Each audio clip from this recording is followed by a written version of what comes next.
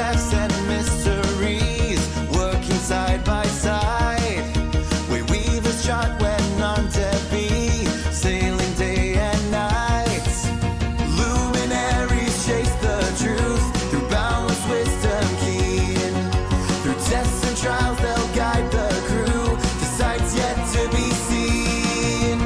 Raise the banner, let it fly, united we stand tall. Our spirit bold and our courage bright, to answer echo's call. Adventure waits for nobody, so rally up the crew. Sailing towards our destiny, we know just what to do.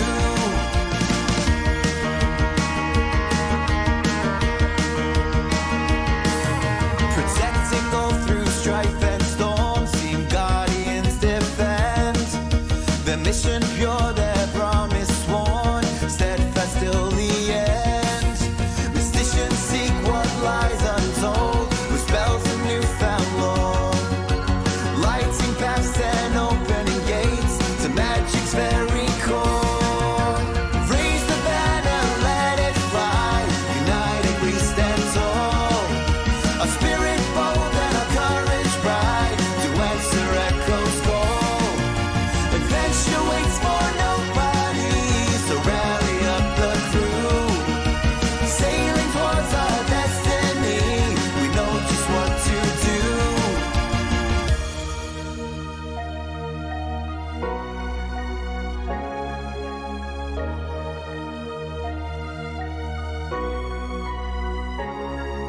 Spirits wake, hearts will grow. Lockstitch's name the world will know. Spirits wake, hearts will grow. Lockstitch's name the world will know. Spirits wake, hearts will grow. Lockstitch's name the world will know. Spirits wake, hearts will grow. Lockstitch's name the world will know.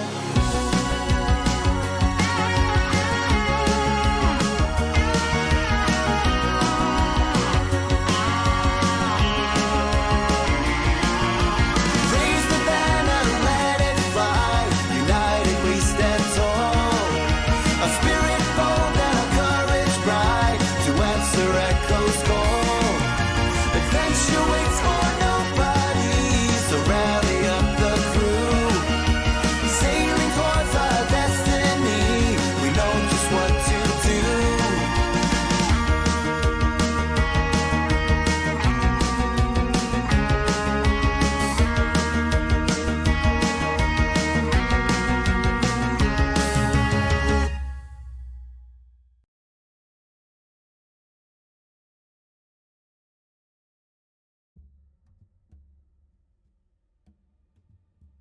All right, everybody, welcome to episode 14 of our first arc of season 5.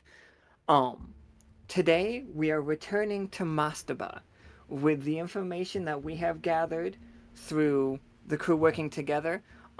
Before we get started with that, let's talk about. So I've released the first set of the Speakeasy cards. There are 4 copies of the one where Nyx mentions something about the Heart universe, and there's 4 copies of the Ambush one. The ones that get those are the ones that are in them, unlike last time. The card catalog one, that is about making a new deck with the broker.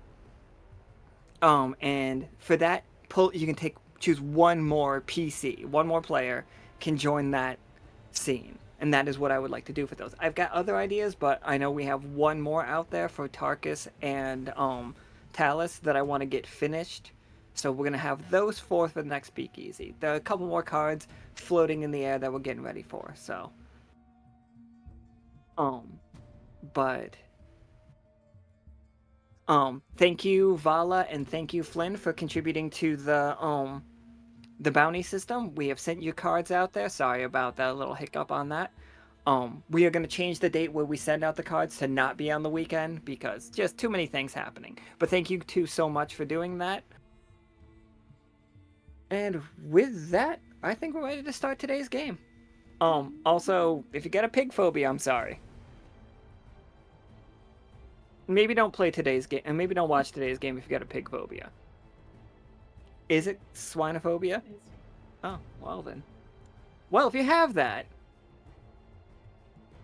Sorry. Alright, everybody. We have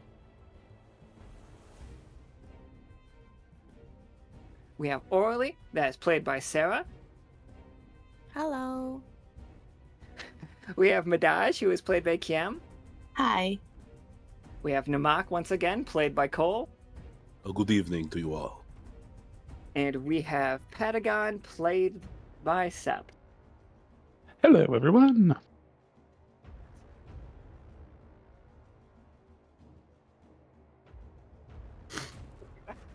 Thank you all so much.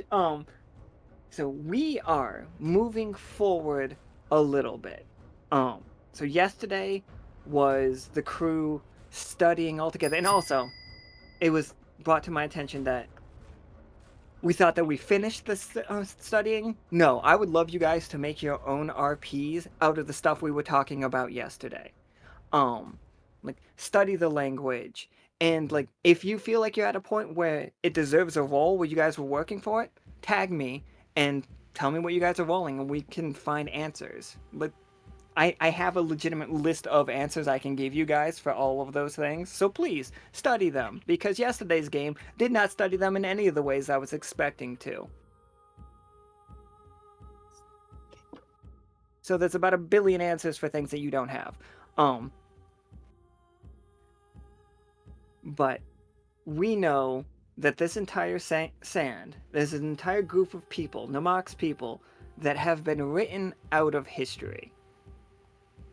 And this is very strange. And also, the people that have written them out of history have very laissez-faire ideas about punching holes in reality. And they can do it in a way that is significantly better than anything we could do. Voice is back. Voice is our mad scientist teacher character. He has been known to punch holes in reality a time or two. He's retired. Too powerful. They have figured out ways of doing it that would put Voice to shame.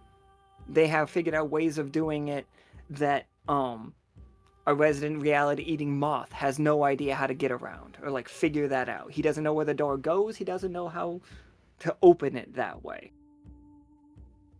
But hilariously, Medahj and Aurelie are very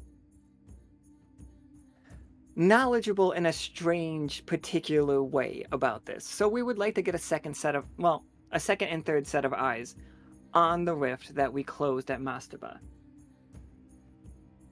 Can you, Namak, roll me whatever you think you would roll to guide this crew and this party through the canyon to get to Mastaba? Well, there's a lot of blood creatures here, yeah. Oh, so many blood creatures. I'm going to use whatever the second level of Siphon is. Are you going to use it twice or just the once? I'll use it twice, why not? Alright, give me 3d20.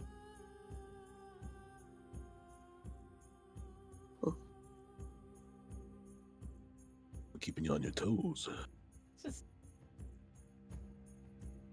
So with the two successes, absolutely. As you all are making your way through this canyon, Aurelie and Medahj and Patagon, you guys have heard of this place before, but this is your first time seeing it up close. Couple things that you notice that are very different. This place seems like it was geared to keep you out.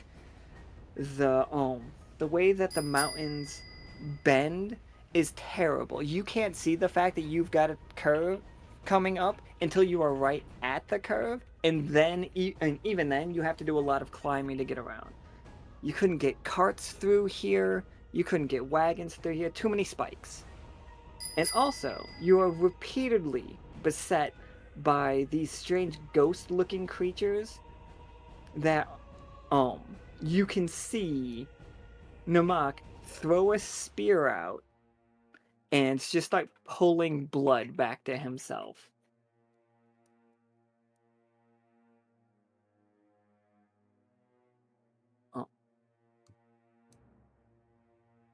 Namak, do you believe that you need any help, or is this just you just leading everybody through, taking care of things, no problem? I do believe I'm all that's needed, though if things do get dicey, I will call out for Azal, which is my good old dragon friend.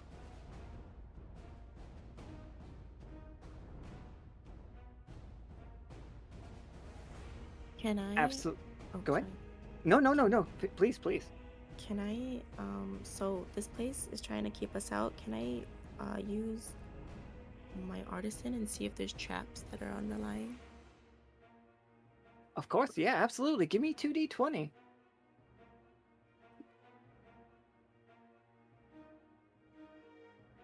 Yeah, okay. With a nat 20 for sure. All right, Aurelie, you see, that yes, all of these rocks, well, maybe not all of them, but a good number of these rocks are actually just traps. That if they are keyed to a certain magical frequency, a tune, if you will. The thing is, you recognize that tune. That is a very hellish vibe. Hmm. Well, first off, Aurelie would like to. How far are we from each other? You guys could be right next to each other. Oh, okay. Namak's just like a little bit further ahead of you. Very much like Assassin's Creed, spinning and flipping like whirling dervish style, but with Scorpion's like hook. I mean, Scorpion's spear style. My rope Okay. dart. You roped out. Well, You looking really cool though. so I'll have to scream for me to be heard, right? Essentially, because he's spinning about. Yeah, Namak. Like, if you raise your voice, he could hear you for sure. Okay, then I Aurelie screams over, "Hey, careful those rocks. They're kind of bad news." Please, my darling, these could not possibly hurt me. I am too skilled for this. Oh my god, roll your fucking flaw so hard for me. Oh, what was your flaw was? Yeah, absolutely.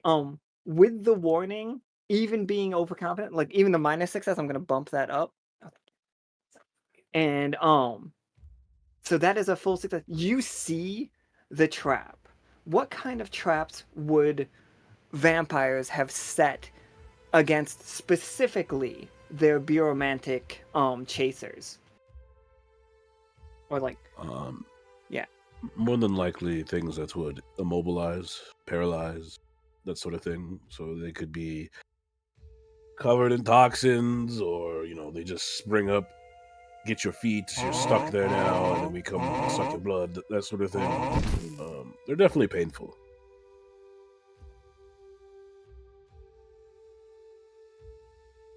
Absolutely. All right. So as you spin around and land next to one of the traps, it looks like a spike in the mountain, but what it really is a whole bunch of ballista bolts inside of it. And you can gather these ballistas.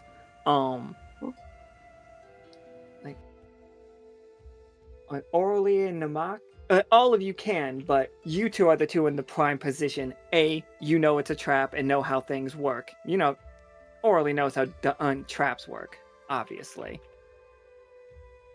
And also, Namak, you are familiar with it. You guys can start pulling out arrows. They are each debilitating in some way that does not kill. We know that they immobilize. Can you each give me a tag that is some form of immobilization? It can be paralyzed, it could be anything. Like what's the best type of immobilization for you, like in a video game situation? Sleep, paralyzed, stunned. Petrified? Could you drink If you're saying you can drink petrified people, that raises a very interesting question. It's like a hard candy, right? There's something underneath the crust. Okay, yep, all right. So roll Whereas me. with Talus, there's nothing underneath the crust. It's just more crust. It's all crusty all the way down. Yeah, it's terrible. I'm also choosing a tag as well, right? Absolutely. Stunned. Stunned. All right. Yeah. So we have petrify arrows and we have stun arrows. Can you both roll me a d4? And this trap has been up for at least 600 years, to be clear.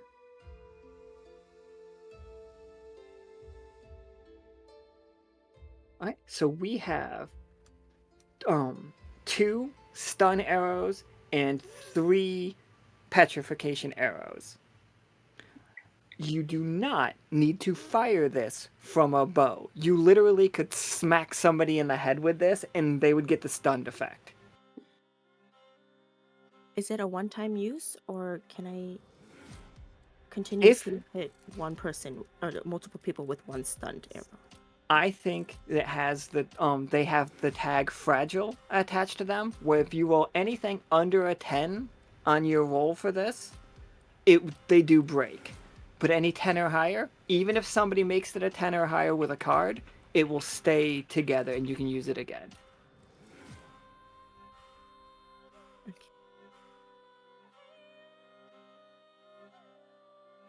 Neat. And this petrification is... The stun and the petrification are both temporary, but lengthy. And like these were good traps for vampires to come out and drink invaders' blood.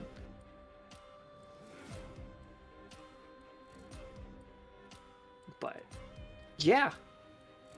So yeah, a lot of these rocks are traps. And now, Aurelie, because of the 20, you can just see them. You know exactly where they are. Okay. Like as we're making our way through this canyon. Will I have to roll every time I want to grab one, or can I just casually just pick them up properly every time we walk by one? Oh my, okay. Roll me another d20. That's another success. Okay. Roll me 2 more d4s, and we will add... Namak, you do that too, please? A D20 and then some D4s? Oh no, just the d4s. Aurelie's porting them out for you. You're just picking them up. Oh, I see. Oh, excellent.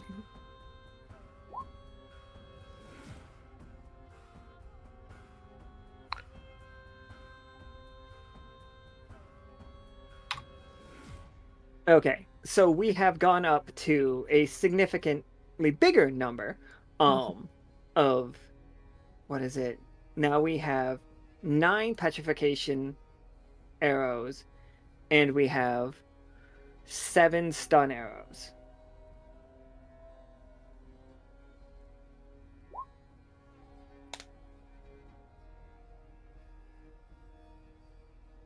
But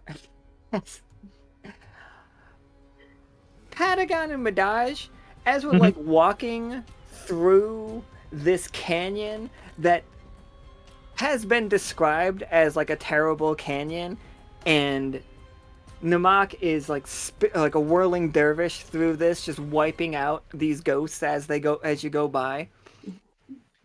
And Aurelie is just like walking up to a bunch of rocks and being like, "This isn't a rock," and then pulling arrows out of it. What are you two doing? They're like flower picking. Like they are murder hobo flower picking. I need you to know that. It's just any other Sunday, you know. While I'm watching all of these, I'm definitely curious with how these were installed. I don't know if my tinker skill is able to study them or make notes. Yeah, absolutely. Do you want to study the trigger of it? Like what would make them go off? Or Yeah. would you like to? Okay, yeah, absolutely.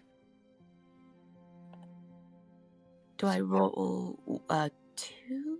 Yep, you could roll 2d, or you could roll 2d20, and that would cost a tag point to do. You have 10 of those at the beginning of the game. Okay. Or you could just roll 1. Either one is up to you. Okay. I'll just do 2. Oof, 2 5s. Okay. Oof. I think...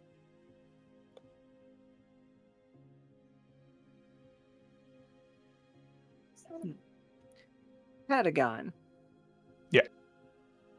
How are things going for you, right now? Is there any way that you could help Medahj with this? Is there let's just be honest with ourselves about it. Like there are a lot of ways that could, but do you think it's good for the story for you to help? Like, Yeah.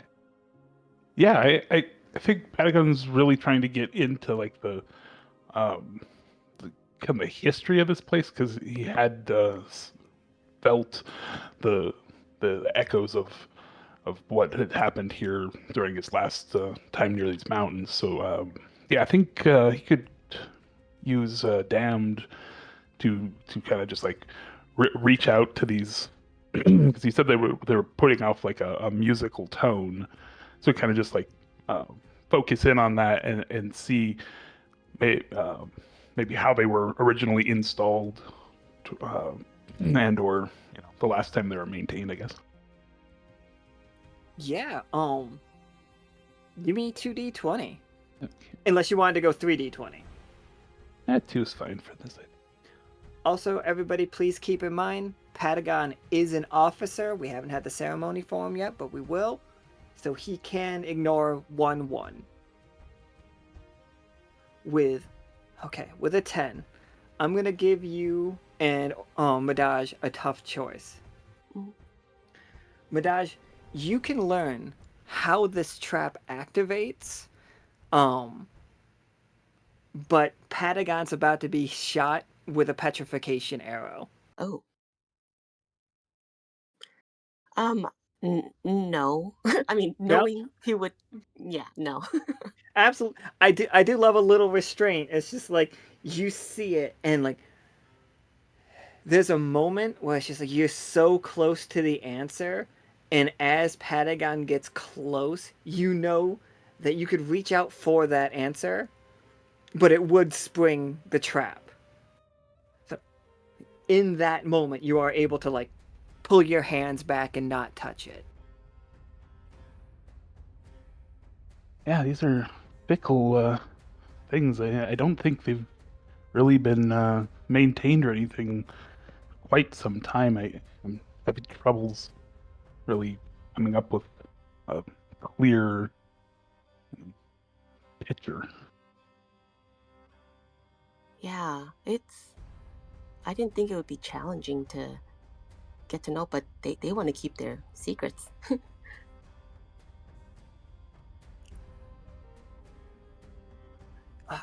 Absolutely. You do see some script work though for that. You can't figure out how it works, but you do recognize that this trigger was written in blood. Like forever ago, the blood has faded, it is oxidized, it has become part of this trap. Um, Whoever set this up is using a magic that, Medahj, it does not exist in the world. Oh. It's like you have absolutely no memory of this type of magic. Like that rune work, the way that the spell is set up, does not exist in literature.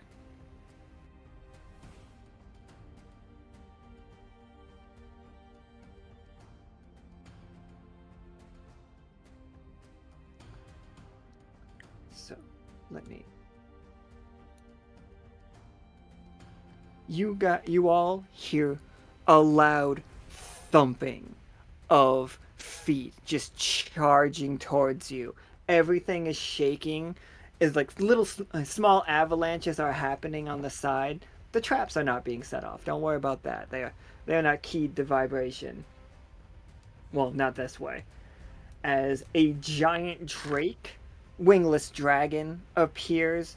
Um, they are very, very spiky all over them. They are just blood red. They are incredibly imposing.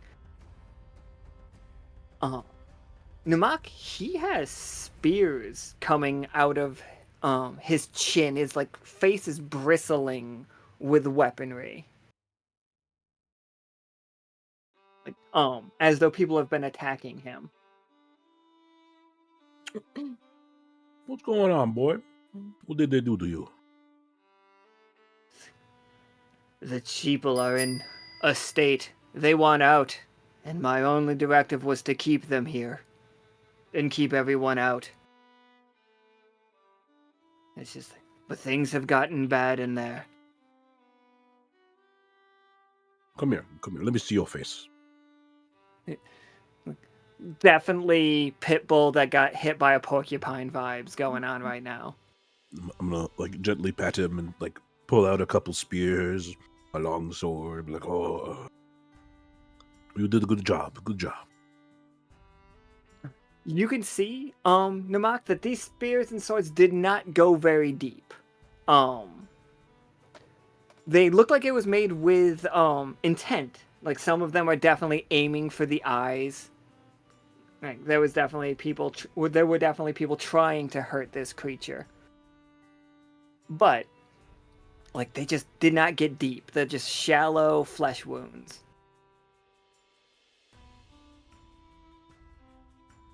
I suppose we should open up correspondence then. Let's go to the sheeple. We'll see what they have to say. Be careful. Things have gotten weird. But also, for Medahj, Patagon, and Aurelie, this creature is huge, very large drake, about the size of an elephant. On the what if a crocodile was on the scale of an elephant? But also is playing with Namak like he's a little dog. Like not that Namak is a little dog, like the creature is a dog. It's just a little pupper. It's got little happy feet. The second all of the swords are out of its face. And she's like, and if you have to hurt any of them, I can eat them, yes? Of course. After all, that was their original purpose, but clearly things have changed. But let's talk to the sheeple, see if we can't come to an understanding of why they're wanting out. Be careful, though. They're really riled up this time. I'll be just fine. And then I like scratch him underneath the chin in that one spot he really likes. It gets the leg thumping. Oh yeah. The leg thumping is a fucking nightmare for everybody involved. Oh, no. Can Aurelie just gently how's your train your dragon? Kind of like arm out cautiously to just say hi to gigantic drake puppy? Oh yeah, you don't even have to make rolls for this. Okay. If you were with Namak, Mm. actually no, let me ask Cole. Let me ask you, if your friends are if they're with you, is he cool with them, or is it? As long as they all smell like the thimble, I would assume that they are okay. Yeah, that you all definitely off. Yeah. Patagon and Aurelie, can you both roll me hellish or damned? Yes. Just Hellish. 1 or 2. You can do one if you don't want to spend a trait point. Okay. I'll do 2. Yeah, this isn't so much how much you smell like hell, but how they react to hell. A 13 on a hellish roll is so fun, And then especially because Patagon's 13s count as 20s. Those are the rules. Oh, okay. I'll do my 1. Yeah. Okay. So, Orly, as you like go to put your hand out for the How to Train Your Dragon situation, Mm-hmm. it does. It you just hear. It's like, oh, one of hell. It has been a moment. It's like, I assume you are here to collect the books. And then it smells again. Two of hell. And shifts his head to Patagon and really starts studying Patagon. It's like, Ah, thousands of hell. It's you brought an army, Namak. Oh no, you brought an army, Sire Haladin.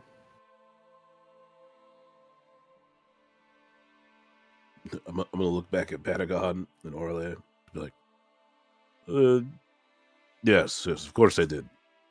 Yep. Oh, we need not worry about the sheeple now. It's like a return to form.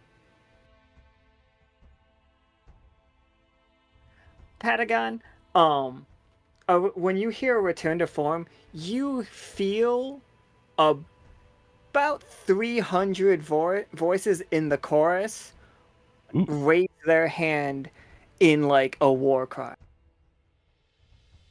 Oh, well, very much so. And he'll just like raise his flipper up and be like,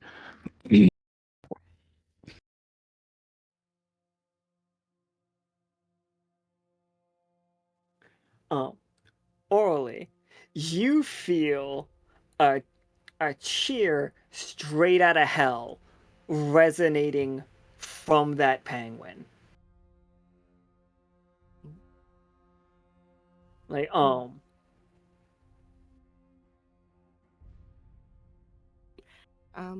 I turn to Patagon with um utmost confusion and amazement, and ask him what is going on. Why are you so? Why do you sound so harmonic? I can't I, find the word. um, be like, he's gonna just gonna shrug and be like, kind of just happens sometimes. Apparently, there was a great battle here at some point in the past, and it's resonating with whatever's going on at the moment. So, kind of just roll with it. Aurelie looks off, but it um, side eyes, but agrees and continues forward.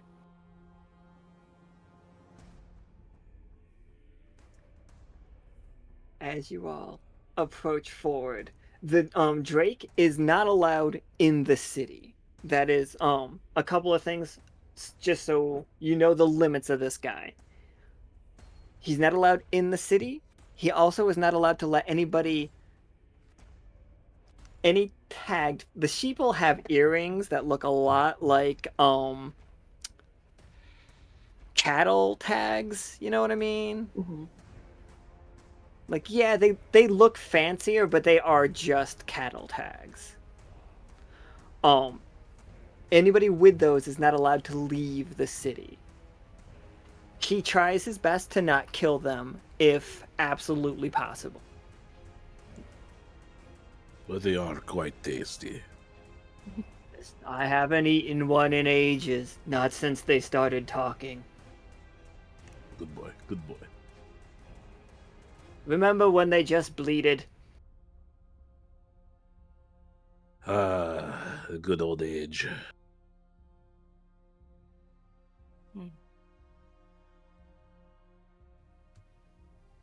Into, as you make your way across the many, as you make your way across the bridges that lead into the city, um, it is it gets immediately ominous in this place. Like, really, you've walked into Bloodborne style. Mist starts rising up around you. Um, Medahj, can you roll me? Can you roll me magical? And yeah, roll me magical, please. Feels 2D. very homey here. Is it one Two. die? You get two. Okay, 2d20s, right? Yep, 2d20s. Okay. Yeah, absolutely. With a 20, like there is some nasty occult magic happening here. I was gonna let Namak roll occultist afterwards, but like you are just clear. Something is really nasty happening. There are three with a 20. You feel three incredibly powerful spells happening. Oh, and this was right out the gate. Like we entered, and this is what I'm feeling. Yeah, you entered and you are feeling it. It's in your head. And they're not pretty spells, to be clear.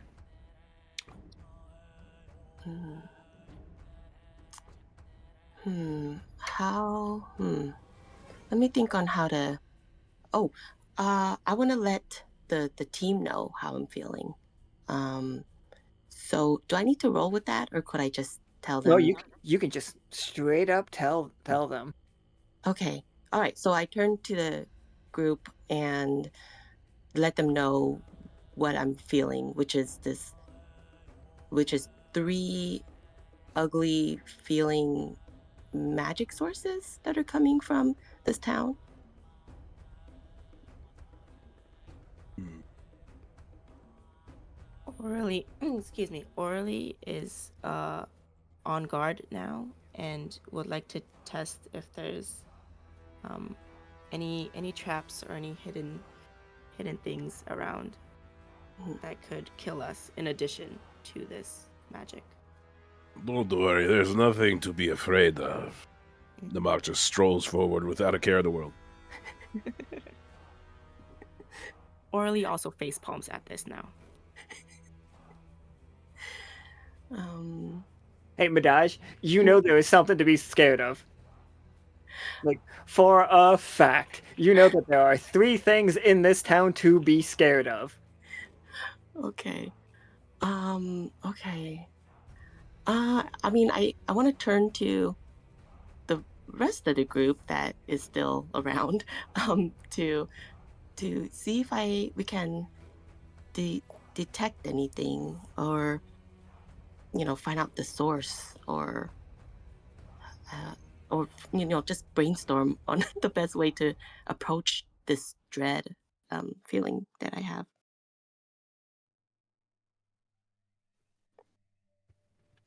Yeah, absolutely. Patagon and Aurelie, how would you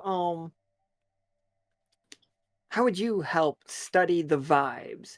You are all going to get an additional die on top of whatever you roll because Medahj rolled a 20, so you can all see and feel exactly what she is feeling.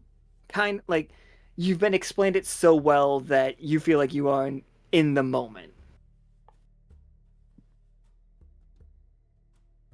Yeah. Well, they had mentioned books on the way in here. Any possibility maybe they're tied to a book? I mean, just wondering if we focus in, maybe that will give us a direction to go here. Can Aurelie speaking of the books, yes, I would like to backpack on that. Can Aurelie work with both the magic and the knowledge of the books and create like a radar of sorts, like a not honing system, but like a aura system, Yeah, okay, absolutely. Yeah, all right. and find where Um, it's most heavy? oh, for sure. So Patagon, you can give me either 2d20 without spending any tag, or you could go fully to 3 with only one tag. And same for you, Orally. You could just won't give me 2d20 and not spend any tag points, or you could spend one tag point and get 3.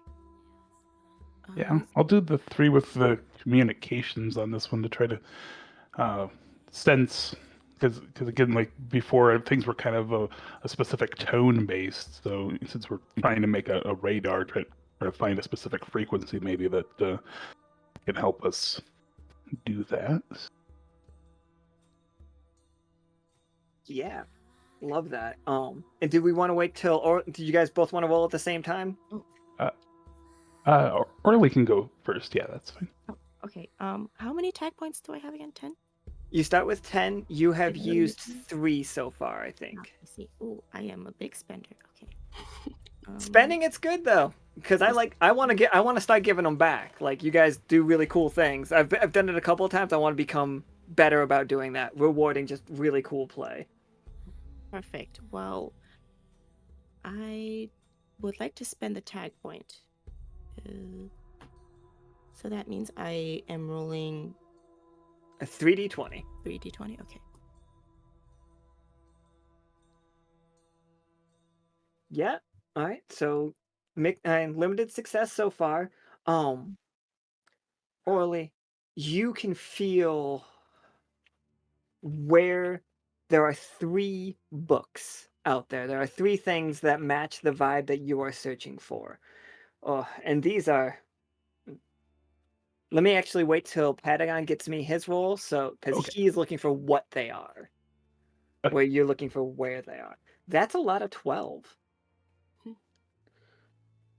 Okay, Patagon, you can.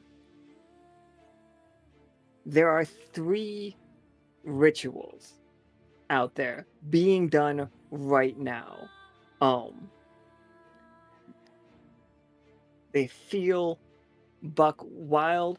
The spell is on the tip of your tongue, Medahj. You can almost remember this.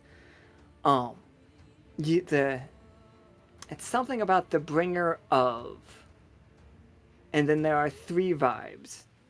Patagon, the first vibe that you feel, the closest one, is the ritual of the bringer of hunger.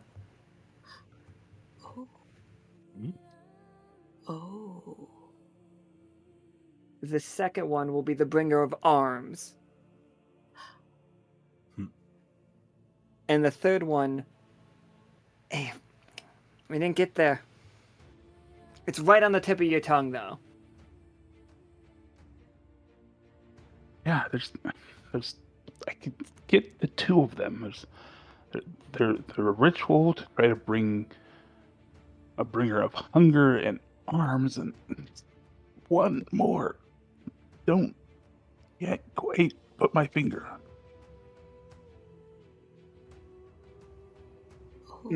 Oh, shit. I keep forgetting Aurelie is from hell. Aurelie would have the answers to what bringers are not harbingers, but you can see how people mix them up all the time, Aurelie. Okay. Harbingers are omnipotent beings, seeming so at least, that hold on to a vibe. Adventure, change, death. Bringers are devils that need to possess a living, willing host. And you seem to recall there were some people about 1,000 years ago. They used to use them all the time. Temporarily, imbuing themselves. But those people had specific armor that could hold the demons in. So it's just like they got the benefit, demons didn't get anything. It would be really dumb if anybody right now tried to possess themselves with one of these spirits without the proper procedure. Okay. I relay this information to everyone else. Harbingers are death, and unfortunately, we have the bringers, which is devils. And I've seen this before, or I've heard about this before 1,000 years ago. And they used to have special things to hold these demons down, but now we're unequipped, to say the least. And as I'm saying, as I pause and look around for Namak, because I fear settled in, And I say, we are not prepared for one of these things to possess us, so be very, very cautious as I'm shaking everyone as I'm talking to them. Please, nothing could go wrong here. We are simple sheeple. Oh, The group, a group of guards, like a group of sheeple guards, come up the street, like all yelling, "Charge!" They have, again, they still have a decent collection of halberds and ancient, well taken care of, but very old weapons. As they rush towards you, Namak, they are about to make an attack. There's 6 of them that I'm gonna roll 6d20 unless you can stop them right now. I'm gonna pull out my diffuser and fill the area with salt spray.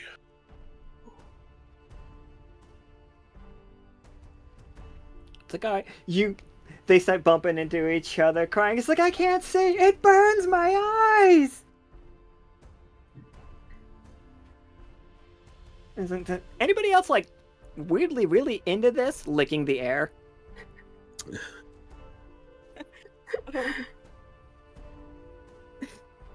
I go up.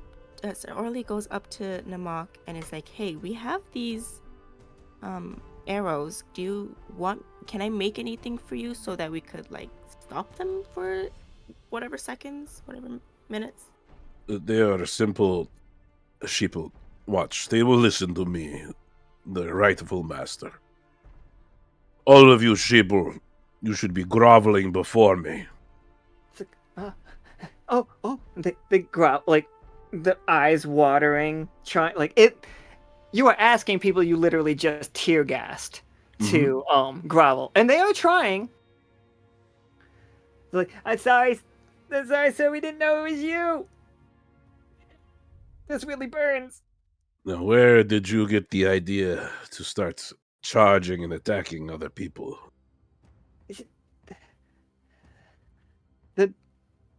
The priesthood has gone mad. They started gathering people up and collecting them in the church, and then Willis? yes, Willis. I wrote his name down as Willem, but his name is Willis. I forgot. oh, Willis.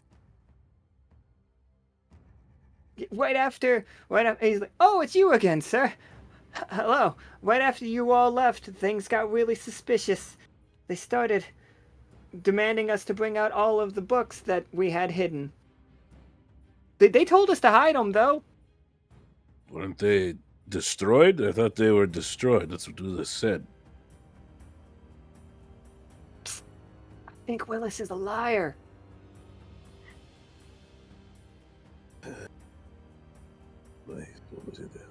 Very well. You will lay down your arms and stay out of it until it is resolved. We don't have time to deal with you and the flock.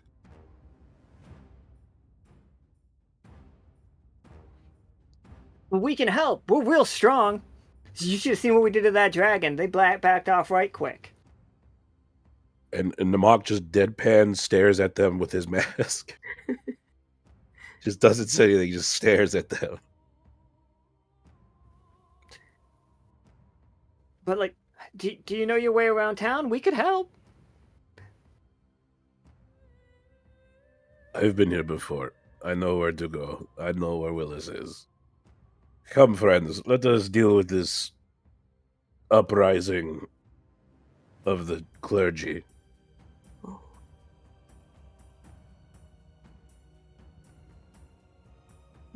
Medahj follows suit. And I just like strut past all the sheeple. They're still groveling. It is pretty fucked up to spray it with salt and then tell them to get down on the ground Yeah, where more salt is. Real rude of you, man. The whole time Aurelie is just staring with confusion. Are these sheeple like on our side, right? Because they look up to Namak. Or Are they on your But side is a buck wild question. All right. um, I'm these sheep. When I think of sheep, I think of like can't help so helpless, and they got some broken tools. I want to be Are like, you oh, asking this helpless aloud? So tools." helpless. I'm no, but I am saying it all in my head as I look back from our group and then the sheeple and back and forth as I'm saying all of this in my head because I never met these sheeple, but I'm confused. Orly, I think by like everything that you have shown us of your character, I think Orly would be upset at the state of their weapons. They are wearing armor that was clearly not designed for them. Like it doesn't fit. Like it doesn't go over their wool. Their weapons are designed for somebody that clearly stands at least twice as tall as them. Oh. Like they don't even have the right fingers to hold on to these halberds. They don't have thumbs. They got little hoofsies. Orly would like to point to the sheeple and scream to the group, "Hey, will it, to theorize with the group, will it bite us in the booty hole if I give them some better tools? Because they looking real sad, team." What does it matter what the flock has? They are what they are. I suppose you can do as you wish, but I do not care. And they could help defend the gate in case something tries to leave and or enter. I hope not, but I don't mind myself either. Can I create something as an artisan? Can I like create like a just slingshots or something for them? You definitely could. You definitely could. Now Mhm. here's my fun counter offer I'd like to think of. Mm. They're just like, you can make us weapons? The only forge is at the armory where we got this stuff. But nobody taught us how to make things. We're not allowed to know. I'm sorry, we'd never try to learn. Like bowing their head to Namak. We'd never try. And then Medahj wants to say, well, prepare to get your mind blown because Aurelie and Medahj could just make things out of thin air, right? You absolutely could. Okay, yeah. Okay. Yeah, I create just slingshots, just something basic, not a whole gold armor, not diamond armor up here, but just something so that they could protect themselves and just kind of throw it off to the side. Sheep shots, if you will.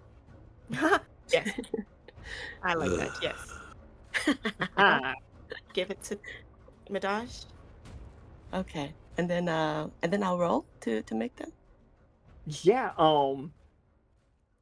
Artisan and okay. Are you making them out? No, you're making them out of nothing again. You going that route?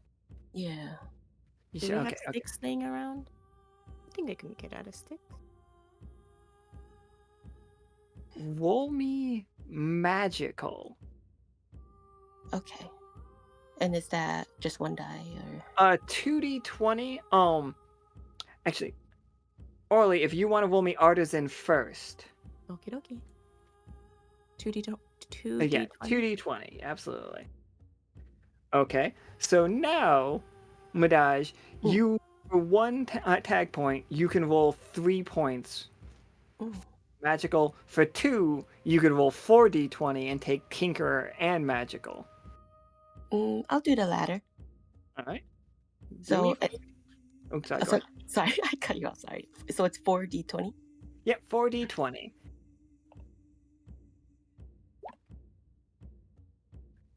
There is a nat 20 in there. We got an 8, a 5, a 20, and a 9, which does mean you two have invented sheep shots. They're great. These are amazing weapons for these people. They fit their hands perfectly. They can fire them with basically anything. They are pretty strong weapons, and they will be able to defend themselves quite well. I think it's a D10 weapon, but Ooh. only in the sheep's hands because they are made directly for them. Darn it! I was gonna loophole and make some for us.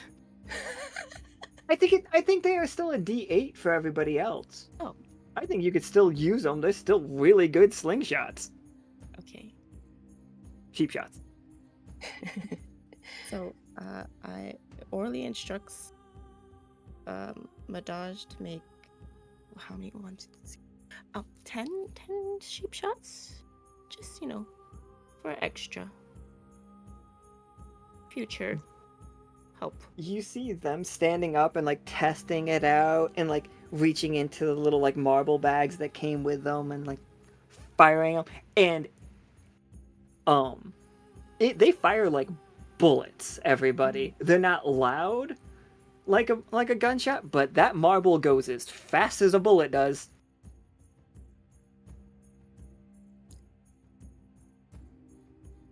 And the sheep are just like, all right, we can help you with those pigs now. Pigs, you Yeah. say? All right. Yay, good idea. Well, I feel better about it. And did Namak wanted to go to the church, or where's our next stop? So you can feel the three spots that it is. One of them is quite close to you. It is the farm district. There is some evil magic going on over there. Some ritual that's, you can just sometimes feel how bad something is. That's a bad one. That is the hunger. The bringer of hunger is there. The bringer of arms is at the armory where they were trying to say that you should go, but since you guys don't need an armory to make weapons, it's hilarious. And then the third one, the bringer of something, is at the church in the center of town. But if you just want to go to that one first, I'm cool. Oh, Well, you might as well do the ones that are closer. and where was it again? The market? The farm district. The farm district. Yeah, let's go there. Aurelie's very proud of her new creation and the not so vulnerable sheeple and struts forward towards the closest vibe. To the closest sheeple, or sorry, is that what you said? Oh, no, sorry. Just ready to go. I'm just ready to Sorry, very- sorry. Farm district. Yes, farm district. Alright. Sorry. So the sheeple have like taken to the apartment. The tragedy that is the sheeple is that they are too short to live on the second floor of any of these houses. That is just a thing to keep in mind, Oh, that they can't reach the top shelves. huh. There's a whole city that they maintain, but they don't have access to most of it. Huh. Guys, Aurelie says out loud, guys, I really want to help these sheeple. I'm so sorry. I will stop. I will stop. But I gaze at the unkempt second floors. Let us finish the mission first, and then you can become their steward or something. You really wish to ease their hurts? Yes. Aurelie is defending herself. I just think they would be a great team to, help us out and look funny as sheep with a sheep shot. I guess they could be another tool. Oh, are you proposing that they come with us? Like follow along, or what do you say? No. Oh, Is that possible? Absolutely, you just armed them. Oh, then yes, please. They wanted to come with you when they had shitty weapons. This is true, yes. That did not dawn on me. Yes. Aurelie. Okay. Aurelie would like to be the general, essentially, and have her like own posse be the sheeple posse. Not to overlook Namak and their respect for him, but she seems to be excited that people are using her tools. I think they fear him, right? Oh, I mean, yes. probably respect too, I'm but stuck on the groveling and fear. I am right here. sorry. Of course they fear me. I am powerful. I used to eat them. Oh, Granted, that was 1,000 years ago. They didn't speak as much back then. Aurelie looks at disgust and like just push off away. This is survival. You eat creatures, do you not? Aurelie is silent. I'm yes, but not when they're here in front of me and can talk to me. Again, 1,000 years ago, they were just little sheep. They went bah. Medahj lives on bubble tea. All right, take command of your team of sheep and let us go to the farm district. Chibi, let's go. It's all thought we needed an army. Well, hey, we made a battalion at least. Just salutes, just a bunch of sheep salutes. All of them with slingshots in hand, ready to go. Absolutely.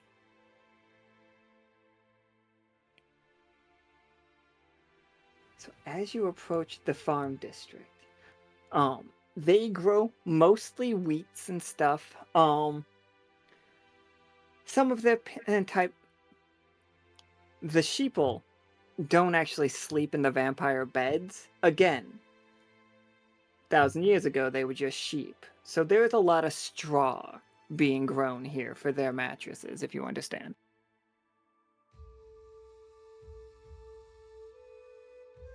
So we all... But you come up to the fields. Like, still nighttime, nobody's harvesting them right now.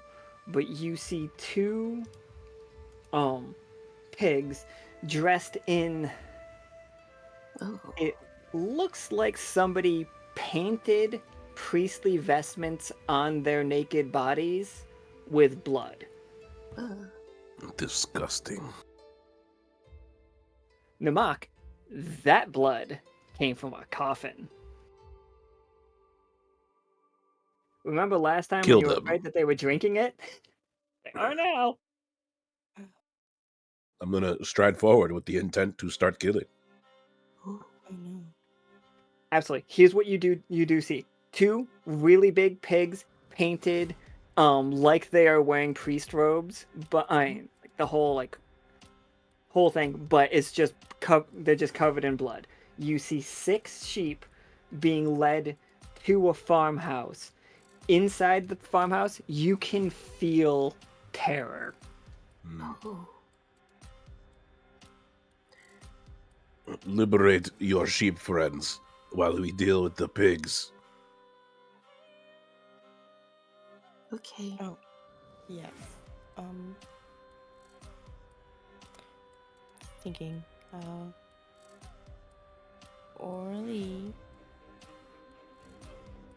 would. Sorry, hold on. Are the pigs around? The 2 pigs, like... Oh yeah, they're herding these two. They're herding the 6 chained up sheep. They are not polite about it either. They're doing the tugging on the chain thing. If one of them is too slow, they slap them. You notice that some of these sheep have broken ankles. Oh, oh. I want to devise something to break the chains. but I don't know what the next step is for that. Um, Aurelie instructs the sheeple that we have armed to kind of surround the piggies. Can we surround them without getting too close to the farmhouse? Yeah, that's gonna be for rolls, but I think so. Like, I don't see any reason that you couldn't command them to do it. Oh, Well, if they shoot, will that have to do a roll too? Or can they yeah, just... that'll be its own roll. But Okay. let me roll for them. I'm not making all 6 of them roll. They are just trying on your command. Okay, yeah, they rolled a 16. Ooh. Hmm. All right, so give me 1 second. This takes just a second to set up. I did not think I'd have to give anybody else permission to control the sheep. I don't have permission to control myself, so You don't have permission. Does anybody not have permission to control their own token? If you don't, please tell me. I looks like I don't on this scene Oh. at least. Thank God. Thank God I did it wrong for everybody. No, none of you can move your tokens. This is an all me affair, guys. Oh, world star GM, everybody. I am the best. You pay me for this. oh. The O was hilarious. While we are getting in position, I guess I'll just say, I'll be muttering to the sheeps. Okay, you go here, you go over here. Don't be seen. All right, make sure you hide your sheep shots. You know, you're just sheeple. They don't know you have that. And then kind of shoo them away. It's like, okay, but we're real short. We can't go up on top of anything. Oh, they can't go in between the grass? Oh no, they definitely can. Oh, okay, so we're putting them out into the grass, like Yes. around them. All right, Just all like right. slightly, divide and conquer. Aurelie, Yes. we should make something where they can like have stilts but bendable stilts. Ooh, like those oh, I could see it. It's those metal stilts where they like could bounce on them. Yeah, And because like, they're so short. but then if they're taller, they'll be seen by the pigs. I want them incognito. Oh, right, they have hooves and they wouldn't be able to move them. And also, Namak is still with us, yes? You're not charging forward yet? Oh no, I'm wading into the grass, ready to kill a pig. No. Okay. What do you have to kill? A spear, yes? I have a rope dart. Rope dart? Are we able to tie one of our arrows to the end of it? I don't know if I will allow you to do that. Oh, okay, never mind. It's a good thought, but I just don't need the help. Oh, fine. I guess. We'll keep trying. Yeah. We'll get our hands on that one day. Yeah. Actually, Then, oh, sorry, go ahead. yeah, so Patagon has at this point pulled his rip and tear out. He's like, okay, so where do you need me? And Medahj. Sorry, I have to interrupt real fast for you, Patagon. Medahj, Aurelie, you see Patagon reach into hell. Like, literally.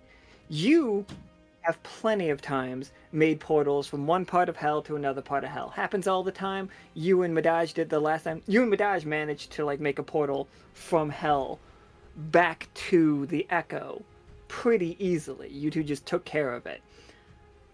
Patagon, like reaching into a pocket, like reaches in. You feel hell open up, and then a chainsaw comes out. Oh, wow. Aurelie Back to is... it, Patagon. yeah, so just as simple as that, just reaches in, pulls out James. I was like, okay. So, you said something about stun arrows.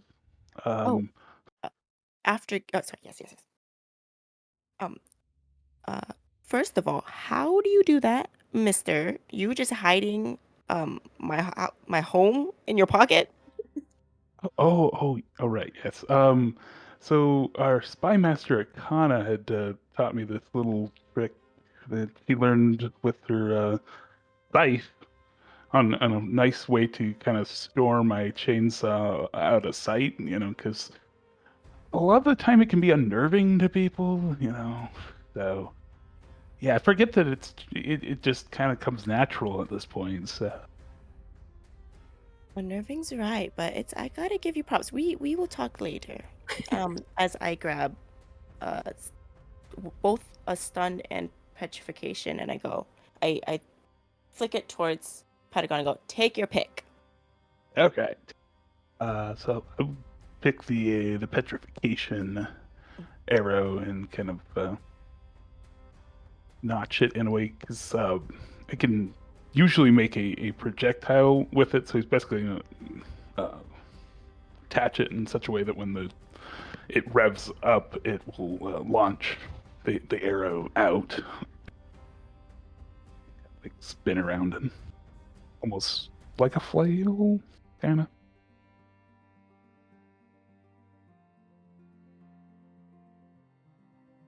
I am ready on your call then. Oh. Sorry, is that my call? I was. You were commanding the sheep, or Oh, this is true. Sorry. Do I still? I just had a thought. Do I still have my razor scooter? Oh, absolutely. Yeah, you have your razor scooter for Why? sure. Why wouldn't you? So excited. Okay. So, I turn to the group. So Aurelie turns to the group. Guys, okay. Hear me out. What if? So we have the sheep everywhere, and Patagon's ready.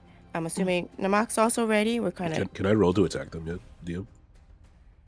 Oh yeah, I've been walking out there ready to attack. Like I'm walking, I'm making the attack while they're chatting in the background. Wait. Go ahead. There's nothing to be afraid of. They're simple pigs. They must die. I could do tricks. Tricks are for kids. What? Does he need a roll? Do me a favor. Roll. I think this is a hellish. Go ahead and roll me hellish. Give me 2d20. And Namak, you give me your attack. Higher number happens first. Okay, 2d20. I'll be using Rogue to flip out the whip dirt. Absolutely. Oof. Very funny to me. Yes, absolutely. So it was a 1 and a 3 for Aurelie. Mm-hmm. While she's trying to give the pigs her plan and pull out her razor scooter. Or not pigs her plan, the sheeple her plan and pull out a razor scooter. Meanwhile, I honestly picture it's Aurelie pulling the razor scooter off of her back and being like, okay, guys, I'm gonna do some, and then all of a sudden you hear the spear go through one of the pigs. Or the dagger. Dart. The dart going. It's a dagger, but it's a rope dart using a dagger at the end, Yeah. Roll me. I think for this one it's only going to be a D8. Yeah, because these pigs are not necessarily weak to this. 7 damage is a lot of damage. Like, you all hear just squeal as this creature sees the knife poking through from his back, out there front, and then go immediately retract. This creature is bleeding profusely, everyone. It looks like you stabbed a bucket. It is not bleeding out the way that a normal human. No, it's like when you stab a pool. That it's more like that. Like when you stab an above ground pool, that is happening. Yeah, it is bleeding like a stuck pig.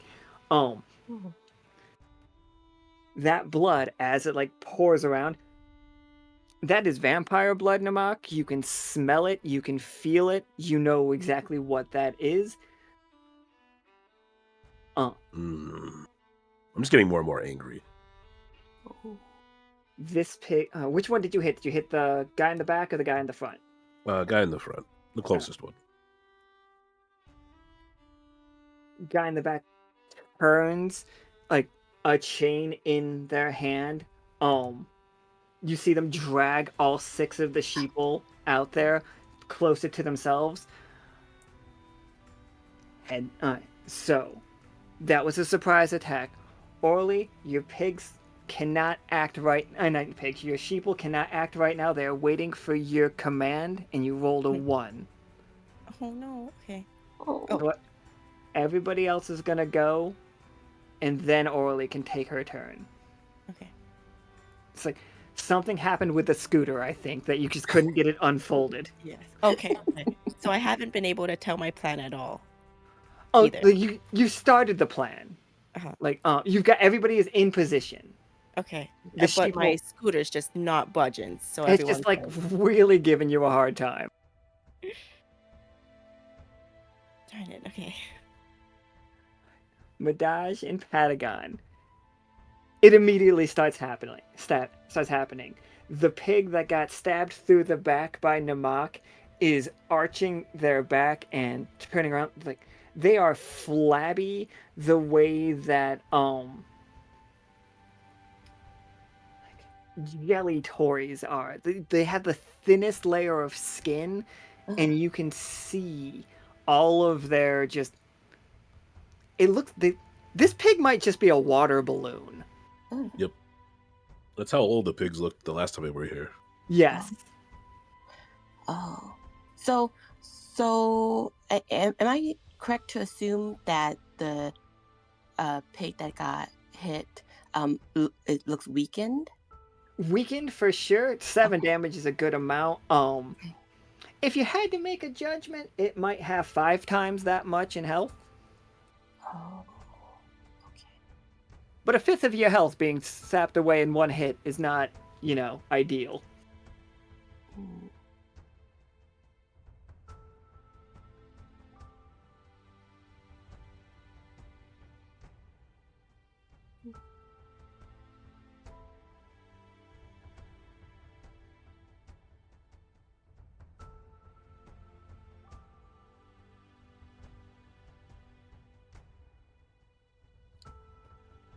Hmm. I think I want to try to.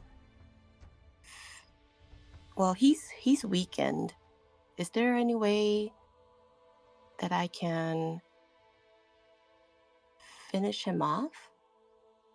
Yeah, like there are a lot of things you could back up with the attack with. So you all have a saber and a pistol. Like Hmm. that's just uniform included. But if you have a way to use your magic as a weapon in this situation, or just have anything else that you use as a weapon, absolutely. Like hitting somebody with a razor scooter is still on the table once you can go. Absolutely. Okay. Well, the first pig is already weakening, and can I make an assessment whether he's a danger to any of us anymore? Oh yeah. Do you have? You know what? Because of your 20 earlier, Mhm. and you knowing the occultist spell, Mhm. the painting on their body is Oh. keeping them going. They are not actually gonna Oh. like. They are massively powerful. Like it hurts. I need to be incredibly clear Okay. that hurt them. If anything, they might be a little bit more sensitive to pain. Oh. They just are super strong for it. Like you can see the Oh. sheeple are not big, Okay. but this pig pulling on that chain, you Oh. have the feeling it could lift all of them off the ground, no issue. Oh. It is there is can I so the blood that's gushing out of the pig, is there any way I can use magic to h- help maximize more blood coming out of draining that Yeah, pig? I could. Oof. Yeah, for sure. Um, are you just trying to rip the hole bigger? No, I think I want to pull the blood out. All right, absolutely. All right. Yeah, give me 2d20. Okay. Yeah. Ooh. Okay, roll me. Was it 18? Roll me 2d12 as you pull this thing's blood out. Their weakness, everybody, losing all of that blood. So it deflates half again, like what it is. It looks like it's really flabby, tons of extra skin flailing around. Eventually, the one of the flaps covers up the hole that is in it, so it does stop. It's still bleeding, it's still seeping, but it's no longer spraying out. Mm. But that's a shit ton of damage to a pig.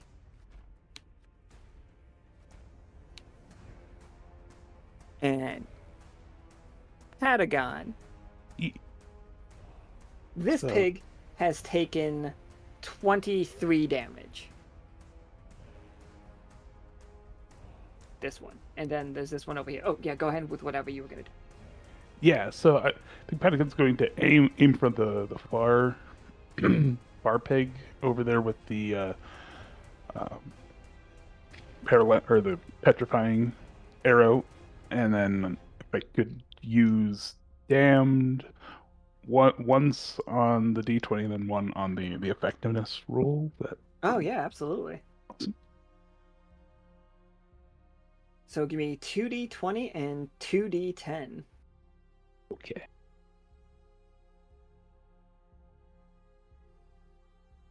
Oh, a 3 and a 2. It was almost an 18 for a second there. So close to an 18. All right. Well, so that's probably gonna miss, is my guess. Yeah, it's gonna go like wide across its head, and then you see the pig turn and sees what's going on, sees why its friend is screaming, and reaches down and pulls up its weapon, which you suddenly realize is all 6 of these sheep being used as a flail.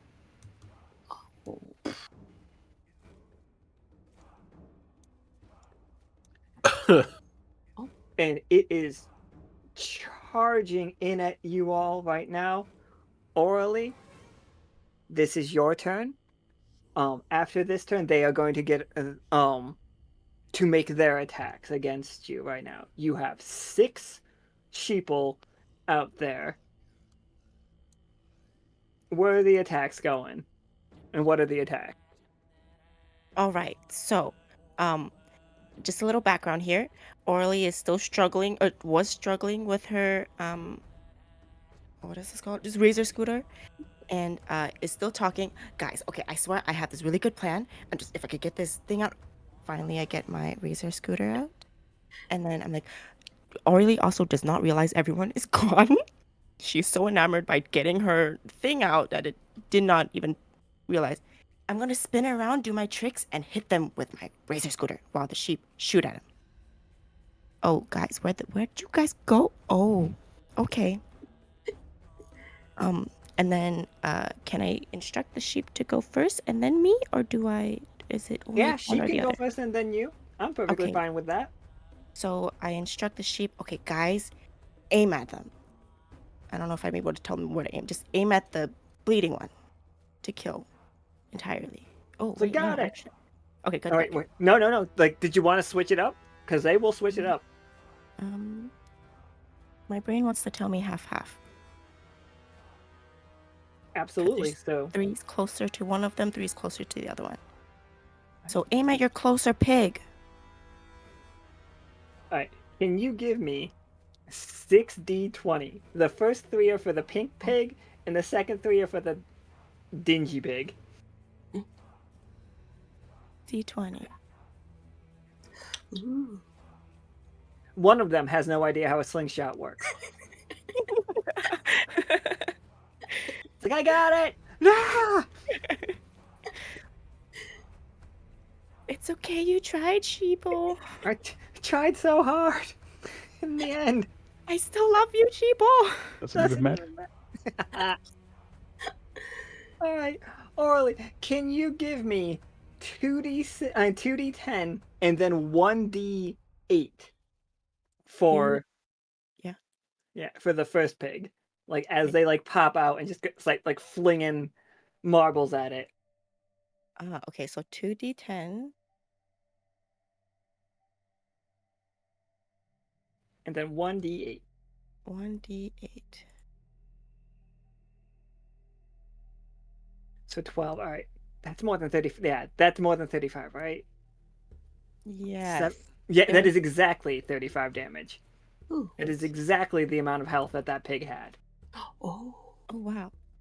Wait, I didn't get to do my tricks. That's just one pig. Oh, okay. Now I thought the you meant- other pig. Can you roll me? So your sheeple each have 12 HP. That's Okay. the maximum amount of HP that they have. Two of your sheeple, and one of your sheeple is going to hit for 1d10 damage. One of them is going to hit for 1d8 damage, and the last one is going to do 1d10 damage to himself because he rolled a 1. Okay. So first the d8. Okay. D8. Okay. 2, it hits the pig, but he's still charging, swinging the 6 sheep above his head. Mm. All right. Now roll me a d10. This is damage against the pig. The hitting themselves will be the last one. Okay. 6. So he's done taken 8. They start at 35, down to 27. And now the last sheeple, can you roll me 1d10 so that they can shoot themselves and we see how high, like where they shoot themselves? Okay. Derek. 8. Not good. Not great. You hear one of the marbles zing right past the pig, and then you hear one of them go, no, the sheep will go, damn, and then you hear it hit the wall and fly right back and hit that sheeple right in the face. Thunk. All right, now Aurelie, charging at Patagon, and you right behind Patagon, Mhm. is a pig covered in blood that is definitely like he's trying to like dress himself with blood, swinging 6 sheeple attached by a chain above their head as they charge you 2 down. What is your turn? Okay. Great. I have a whole vision for you all. Mm. So imagine Tony Hawk, but me in my beautiful form. I'm gaining speed, and I'm right-footed, so my left foot's gaining my speed. Mm. And I somehow do a little kickflip off of the floor and spin my I like levitate a little bit and spin my razor to turn it into like a helicopter. Ooh. Wait, can I do this? Sorry, I I am perfectly fine. That's exactly what I was just thinking. I am perfectly fine with not Medahj, Aurelie making this roll. Okay. And whether or not, like, even if it doesn't work, it's really fun that Aurelie would do this, you know? Medahj takes out her camera phone and starts recording. It's just like, okay, hold on. Are we live streaming again? No. Yes, as I'm spinning and it's gaining speed, not traction, speed. It's gaining speed, and I aim it at its head, Tony Hawk style, Oh, nice. with a lot of pizzazz and sass. Absolutely. Now, some people might say that it's a reach saying that you are using hellish for this. I don't think so, because I know exactly where razor scooters come from, and it's hell. Yep. So, if you could give me 2d20 to attack this pig doing stunts with a yeah, okay, 18 and 16, yeah. I love today's rolls. We've got some stunt. Alright, okay. It is going to do D10 damage. I will give you. No, it's going to do D10 damage. That's just flat what it's going to do. Oh. Can you give me? Are you aiming for its? What are you aiming for with this attack? Like its neck, the chain, its arms? Well, I was trying to envision myself actually on the razor scooter and like scooting over to the pig, and I think I want to aim for its head, but kind of like a sorry, you know those slap competitions? Like aiming like that, but with my scooter. Okay, right across. All right, right across the face with a razor scooter. All right. Give me a D10. Let's see how the damage goes. 10. Right in the middle. It's not bad, not by any means.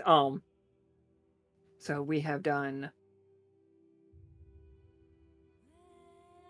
2, 6, 8. No, wait, that 8 was to that sum. So 8. We've done 13 damage to it.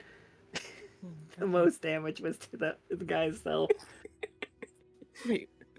Oh. All right, Aurelie and Patagon. This pig with a slash across its face, like snout hanging loose, like from the scooter wreck that it was just in, uses that momentum to swing their body all the way around, and they are trying to hit you with all 6 of these sheep at the same time. The first one is for Orly, the second one is for Patagon. They both hit you. They hit you both on the way through. Now, I will tell you a bit about this weapon here. It is just 6 sheeple. I'm going to roll a d10, and the first sheeple in line is going to take the same damage that you will from this hit. Now you can take double damage and tell me how you cushion it from the sheeple so they don't get hurt. Or you could just take the full thing and then they will take the full thing. This... Like, let me roll, and then you can make the decision after the roll. Oh, thank goodness. Okay. Orally, you are the first 10-sider. Patagon, you are the second. So orally, you will take 8 or 16, and Patagon, you will take 3 or 6. And you said I could try to cushion it? Yep, you could definitely try to cushion it. If you try to cushion it, you take 16 damage, and the sheep takes nothing. And sheep 12. Okay, I just accept fate and I get hit. Sorry, sheeple. Absolutely. It gets annihilated. Like it the second they leave your view, it's that black eye, bloody nose from cartoons sometimes. Yep. Like sheeple just waving at you on the way. It's like, it's okay. It's flying towards Patagon. Same sheep. That same sheeple's about to headbutt you. Yeah. So yeah, I'll take the 6 damage. I'm gonna try to cushion it by grabbing out for because you said they were chained together, so I'm gonna try to grab for the chain to try to lower the momentum of the sheep as it's like flying in. But of course, that's gonna like wrap around his flipper a bit and do some more damage. But it hurts and you're tangled, but that sheeple didn't take any damage. He's just looking at you like, hey! Wee. Like, we got another one. You're number 7. And we have more sheep shots. And then Uh, you start to feel like the centrifugal force, Patagon, as you are in the air being like lassoed around with the rest of these sheeple.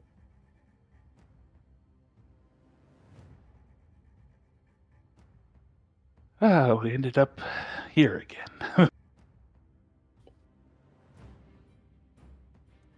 All right, Namak. The one that you and Medahj were fighting is fully dead. Well, and also 3 sheeple. Don't forget those guys. R.I.P. sheeple. Okay.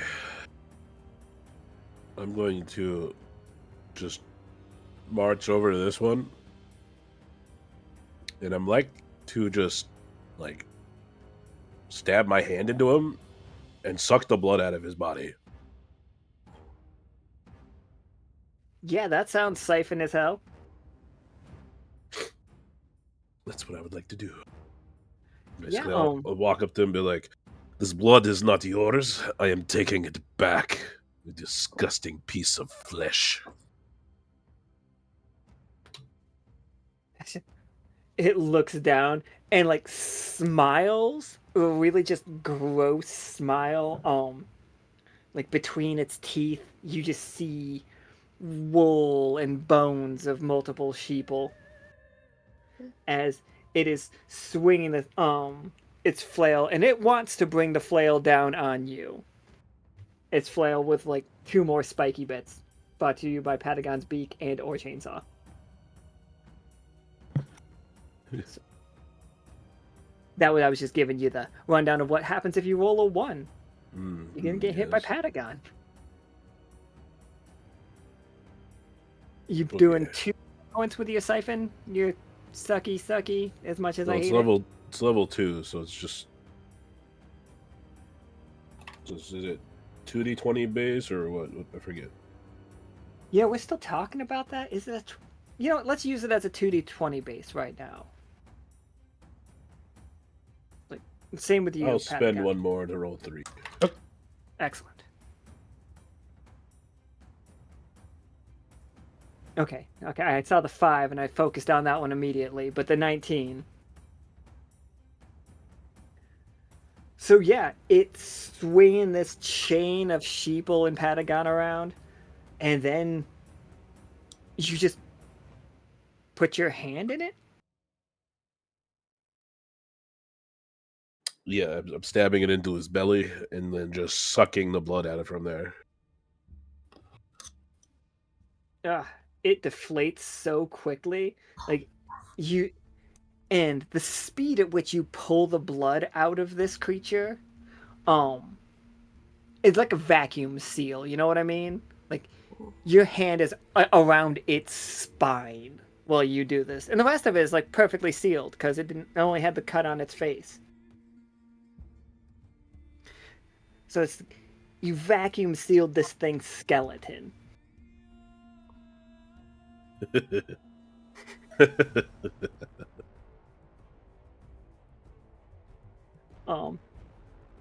Medahj and Aurelie, you see Patagon and 6 sheeple just flying through the air once this thing let go.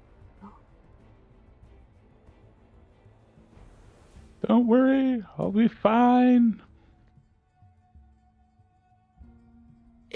Is it floating away or is it just flying? Like it was flung. Oh.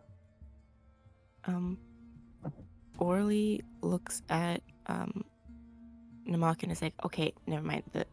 I get the cockiness now. Okay, that was crazy. Can Aurelie construct like a net, like a lasso with the wheat that's surrounding her, or create a? Can I create a lasso? I would say you guys have rope and stuff on you if you wanted it. Oh, then yes, I would. You guys have you have a standard adventuring gear-esque thing. You guys were just in the mountains. I would assume that you would have rope for climbing. And I would like to try to lasso them back. Safely. Lasso them back. Absolutely. Patagon, would you like to roll to try to catch the lasso? The sheeple are not going to be helpful here, I fear. Like, you at least have one hand free. One hand, like, one flipper is stuck in the chain. The other one's holding a chainsaw. Like the classic Alanis Morissette song. Exactly.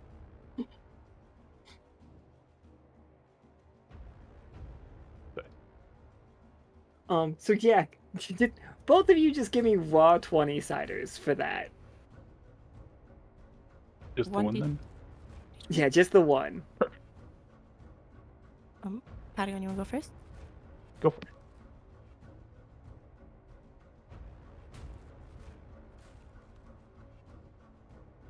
Oh, sorry. Am I going? Yes. Oh, sorry. Okay. D20.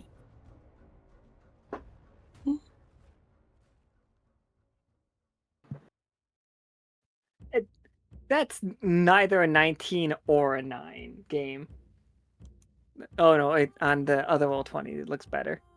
On mine, it's like stuck, dead between a 19 and a 9. But a 13, I know it's not.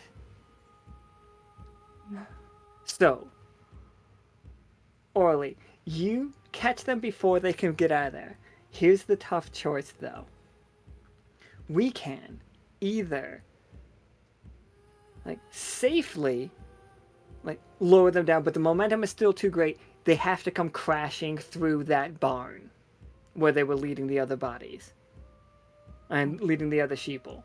Patagon will be in there alone with these 6 sheeple for a turn.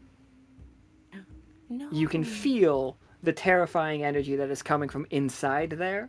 That is like the book radar that you made in your mind. Like, it is pinging there. Like, something is in there. It is terrifying. It's old magic, and it's not just old magic. Namak, now that you pulled the blood out of that pig, it's not just old magic. It's old magic being used wrong, being used completely incorrectly. Disgusting.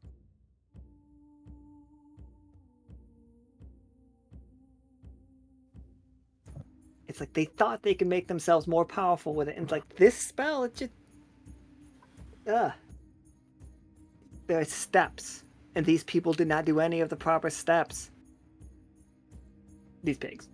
Or, alternatively, we're gonna have to crash all of them down.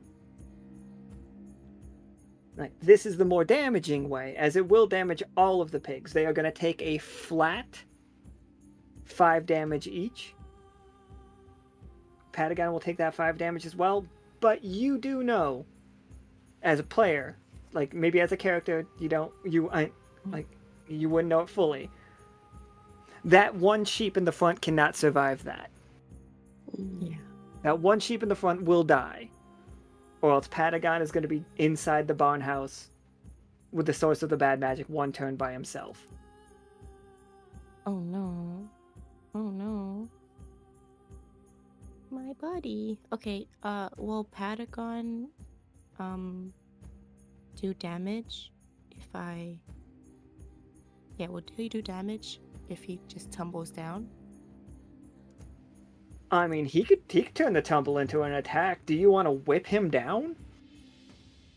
That sounds scarier. I don't want him by himself. I don't want to leave a teammate in the scary farm building by themselves for a whole turn. I once spent a good few hours in a haunted forest, so I mean, it can't be too much worse, right?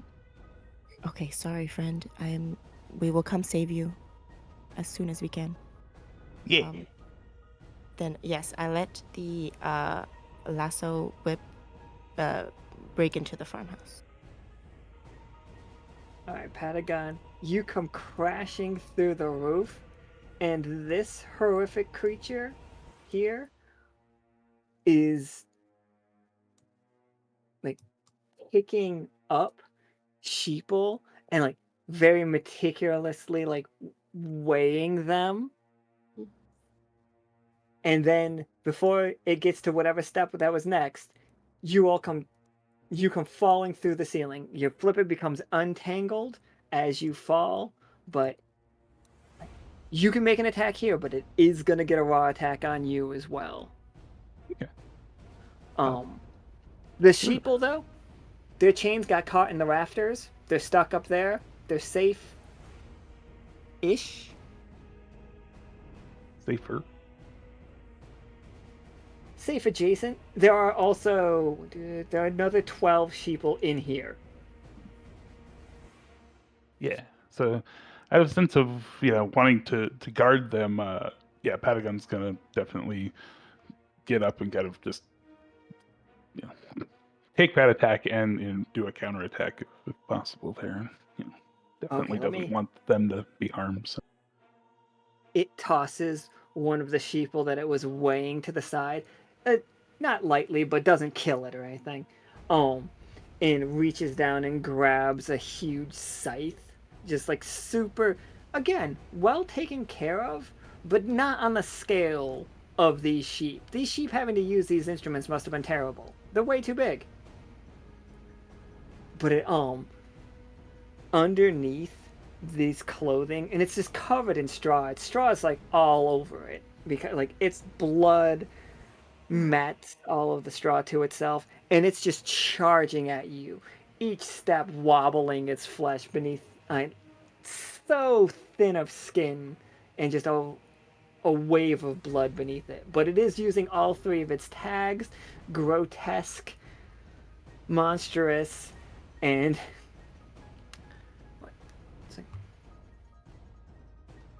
it's gonna go for your arm. Well, one of your flippers. It likes to take limbs off. I don't think it took your limb off with the 20, but I do think it hurt. Mm-hmm. Patagon, it cuts through you, dealing 24 damage. All right.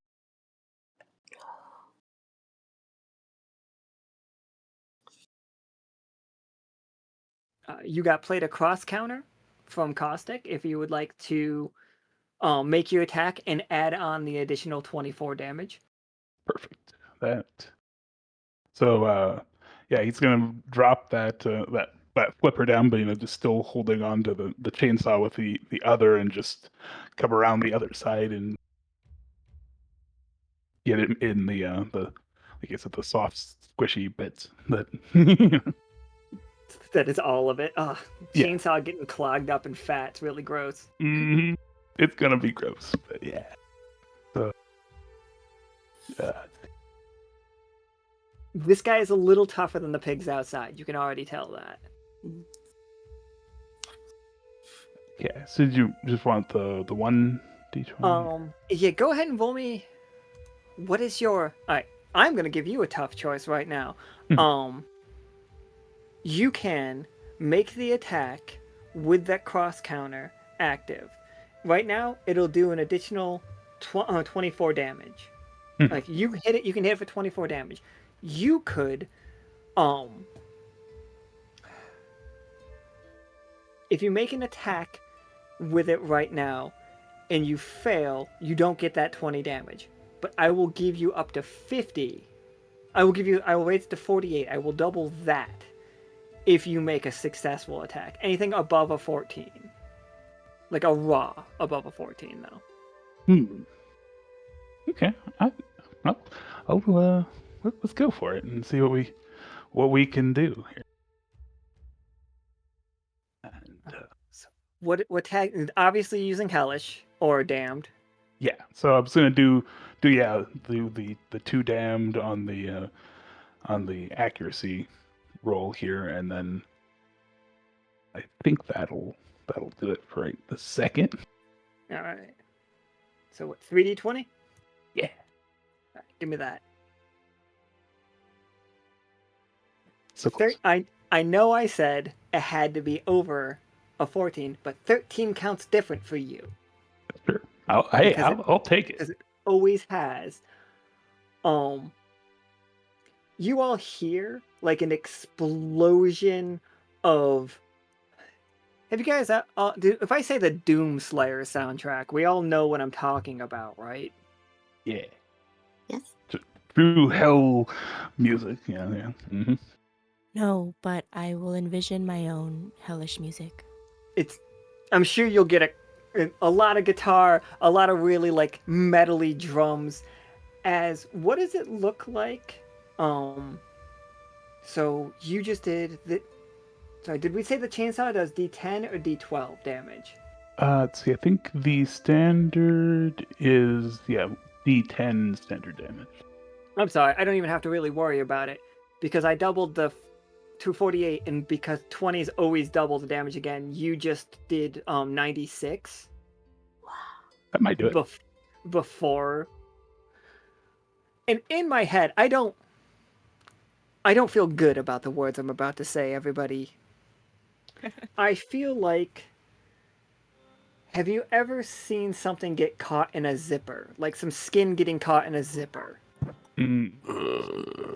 Extrapolate that Mhm. into a chainsaw in a really fleshy pig. Mm. Ew. Okay. Okay. Don't picture it. Just, whatever you do, don't picture it. Unless Patagon has something better that and like more like not more metal, like it's just No, that. like if you just wanted to cut it in half, I'm fine too. Yeah, no, I think that's pretty much exactly what it is. It's just like you said, like unzipping a zipper for yeah, that. Yep. Okay. Do I have anything? Oh, I do. Look at that. Oh, that's bad. No, that's terrible. I hate that.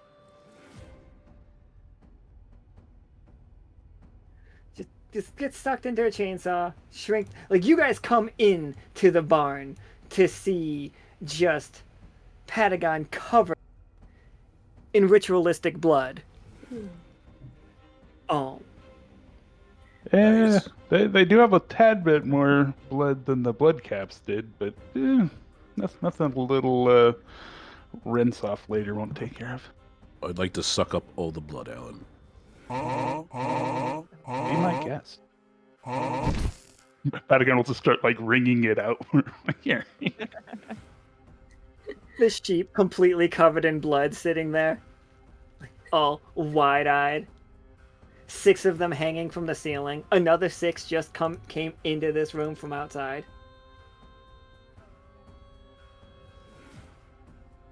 Wait, not 6. Wait, are there more than 6? I thought some of them were dead. Oh no sheep died. Oh, They all wait, survived. sorry. One's knocked unconscious. Ah, I see, yes. We'll say it's this guy. He is just being dragged around. He's at 4. He's at 4 out of 12 HP, and he's got a giant lump on his head.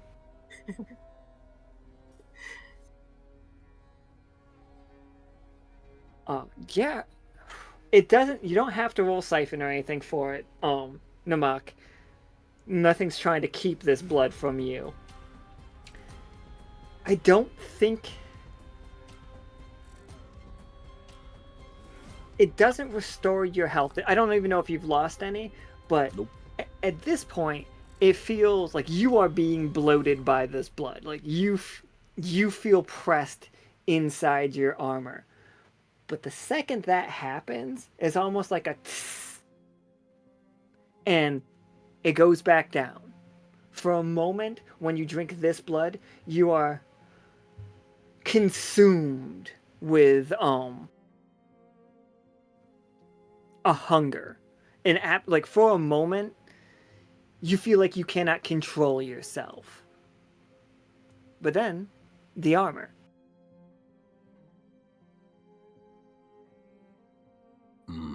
Yummy. All of these sheep are the ones on the ground are not chained up. They are all pretty banged up.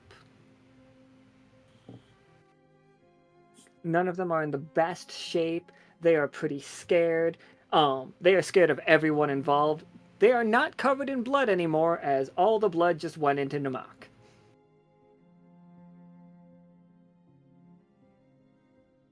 So it's quite like the blood sands outside. It's like it wasn't even on me, not even a trace.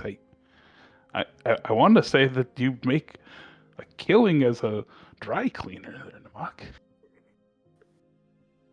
I'm merely taking back what is my people's.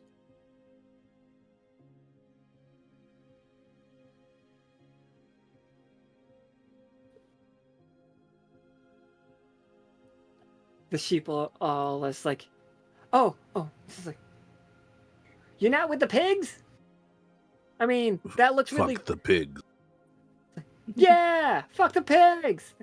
That's what we've been saying. The ones attached to the ceiling are just like, also fuck the pigs.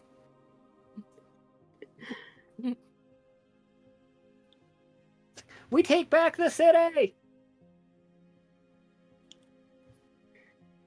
So, Alan, did one of the rituals, so that ended, right? Like, Yeah. Oh yeah. Oh, sorry. Sitting in the only part that didn't get sucked into the chainsaw Patagon is a book, and it has all of your telltale marks of a ritualistic spell, and also all the telltale marks of one of the artifacts that we're looking for outside. You can't stay focused on it for too long. The more you try to read it, the more it means nothing to you. This is garbled. I don't even understand. Like, how do you write like this? It's just scribble. So he's gonna hand it to Aurelie and Medahj and be like, you have any idea how to decipher? I'll try, but and I take a gander in, and It's like a textbook for if not, Orly's from hell, so you've seen some pretty fucked up shit. This is pretty bad. Like, it is a spell that requires consuming people that have the innocent tag. It's like, no. There it is again. they must be of a certain weight. Like, they have to have a certain amount of... There's so many, like, mitigating factors. Like, all over it. But, let me tell you what all of these sheeple have. And it's just like, they all have innocent as their tag. Every single one of them.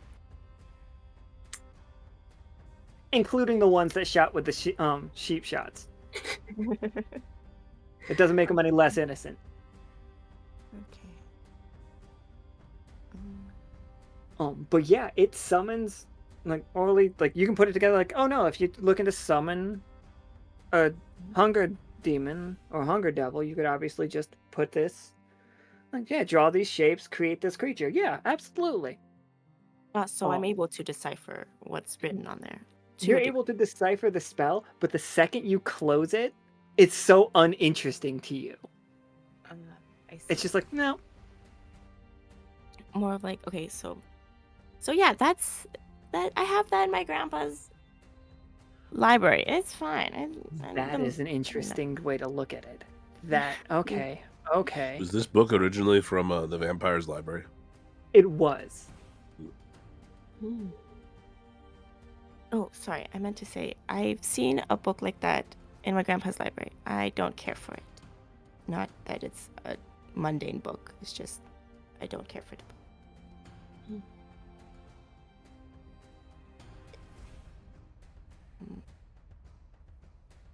Patagon, can you roll me 2D? Actually, roll me 2D20. You don't have to spend any tag points for this. This is you rolling damned, though.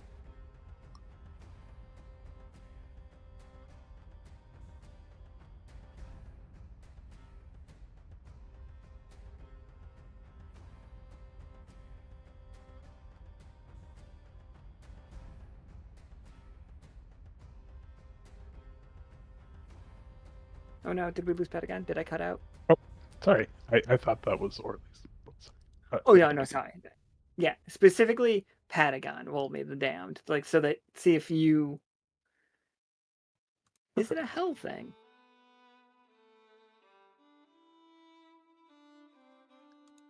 I think it is a hell thing, Patagon. Nice. Multiple voices in your head can still read that book. Like, Namak's people were not removed from hell. So you'll flip to a couple of different pages and be like, wait, that one's clear as day. I don't know why, but someone has been able to read this recently. So he'll start like transcribing it out for everyone, at least what he's able to actually understand there. Okay, so the way that I see it, Namak, what... This actually, I know I put the team together as the perfect team for today's game, but it actually really is. The four of you can piece the spell together, the fact that, like, how it's working. This is an ancient spell from Namak's people. The Bringers of Hunger had reasons. I'm sure they did, Namak. I'm not judging what your people did with them or why you summoned them when you did. Mm-hmm. Like, we all do our things. This was an incomplete version of it. Enough of the words that Katori is figuring out and studying have been brought back to the world that the pigs in the church are finding them and, like, demanding the sheep bring out the spells that they hid from the Beeromancers and are trying to use them. These are nasty spells. Like, these will summon 3 very powerful demons into the world. Well, very powerful is a strong word because Patagon just killed one with a chainsaw. So what do I know? I mean, yeah, hell works in mysterious ways.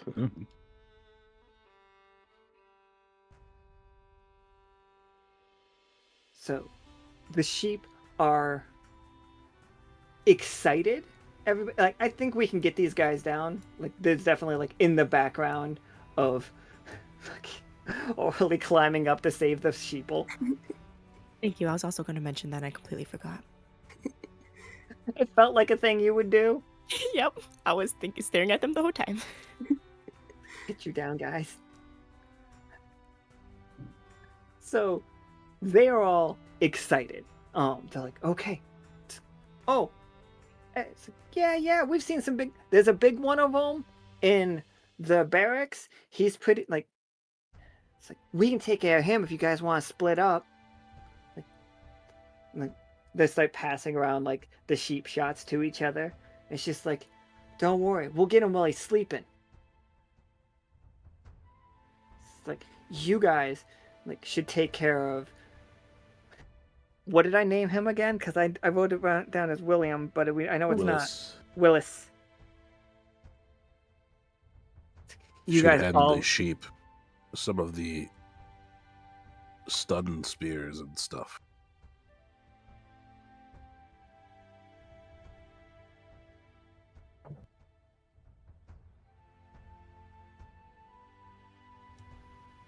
Like, yeah, absolutely, like, doubly equip them up. And then just bring me his body after you kill him so I can suck all the blood out of him.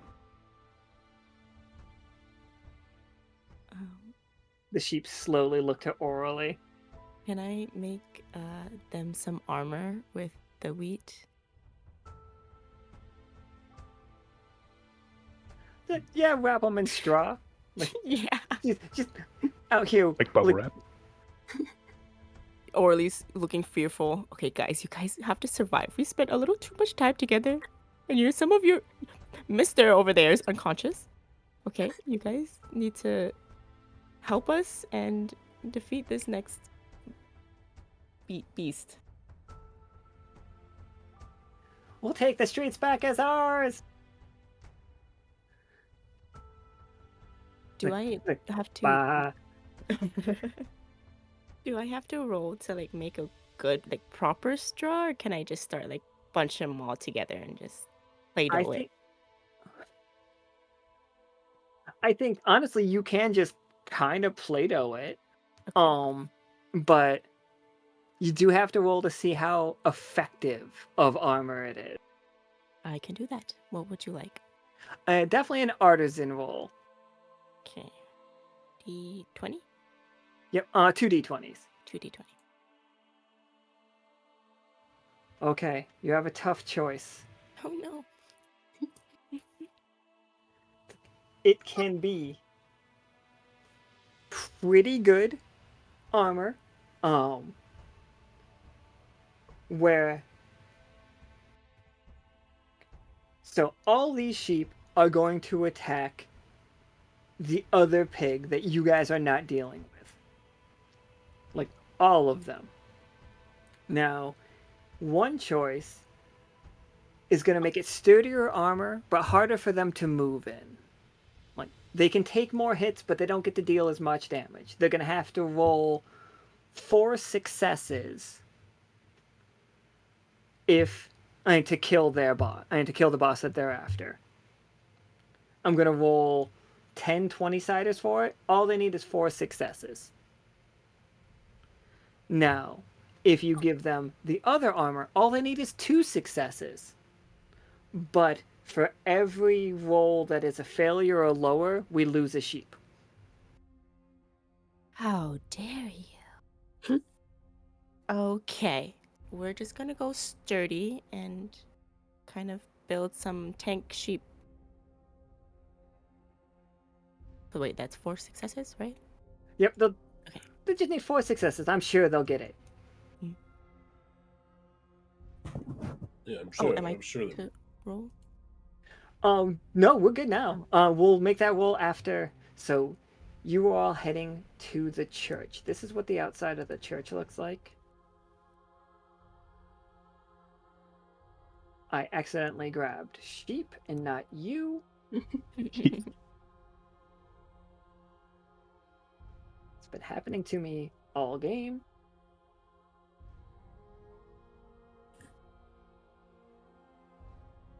The closer you all get to this church, the more you can hear organ music, and the more you can smell blood. The streets, like the cobbled streets, the grouting or whatever is flowing from that church, flowing to the church with blood.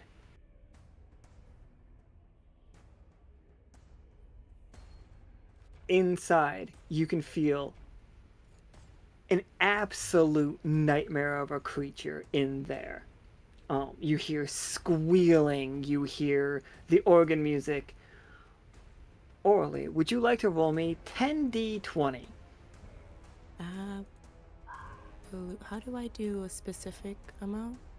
If you go to 10 is too high for that, isn't it? All right, so if you type in Oh, I see.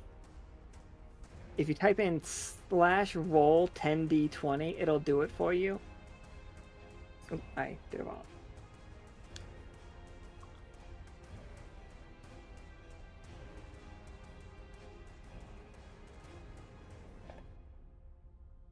Nice. Yeah, absolutely. Yeah. So 10, 19, 17, 17, 19. Absolutely, we got it in one. Don't worry about those failures. They don't kill them. Their armor, imagine two of those, 3 of those pigs, their armor is the only thing that saved their life. Like, they would have been disemboweled. They would have ripped apart. I'll show you the thing that they were fighting.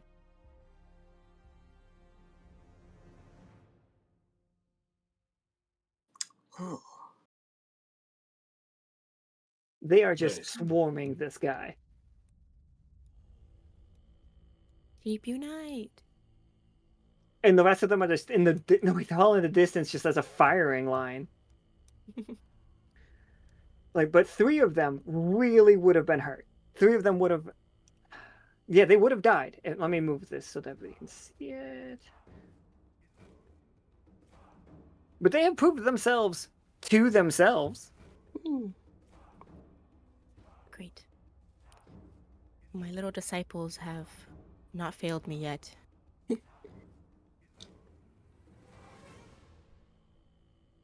You all get to the church, though. And the first thing you notice, the doors are chained shut.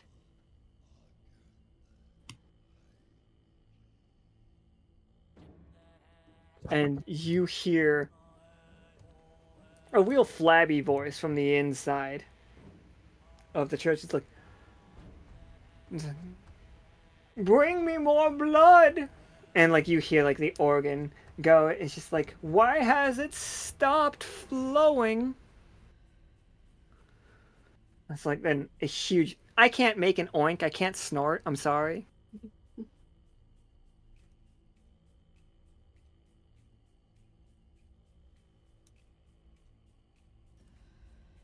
But you guys will have to find your way into this building, and it is chained up. The doors are locked. There are windows, but also it's just a door.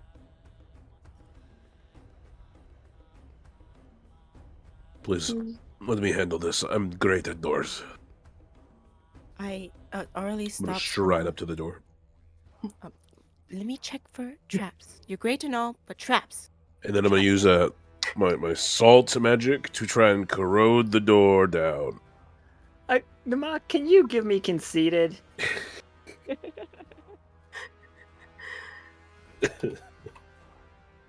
Oh,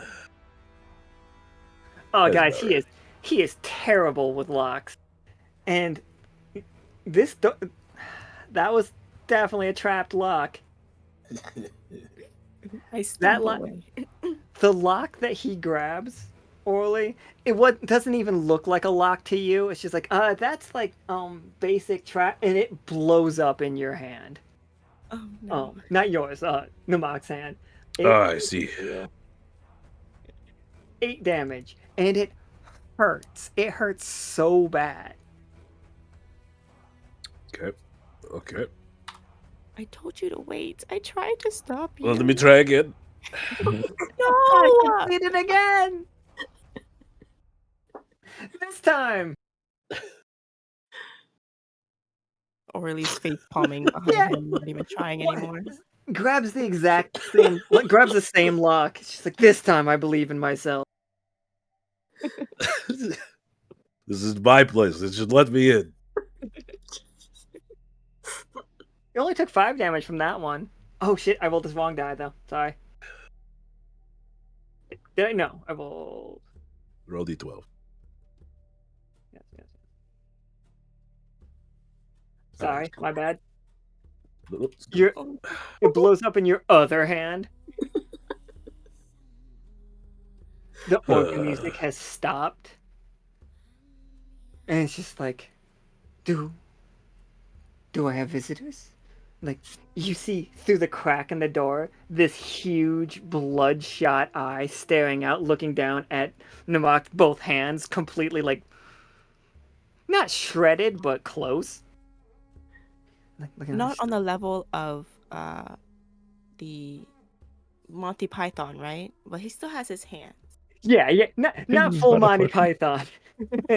I'm wearing good armored gloves. It's fine. I'm like, wait, your arms. Okay. Your gloves are pretty cracked from that, though. It's fine. They're fine vampiric make. They are. We did discover that. My bad. Don't worry about all those sheep. Don't worry about Fine. those either. I suppose you may open the door for me. I didn't mean to steal Aurelie with all the sheep either. And it's just like, oh. It's just like, no. We don't take orders from you anymore. I am king of the castle now. And you may huff and puff as you will, but I won't let you in. it sounds like a sack of shit behind there. Well, you are what you eat. Ew.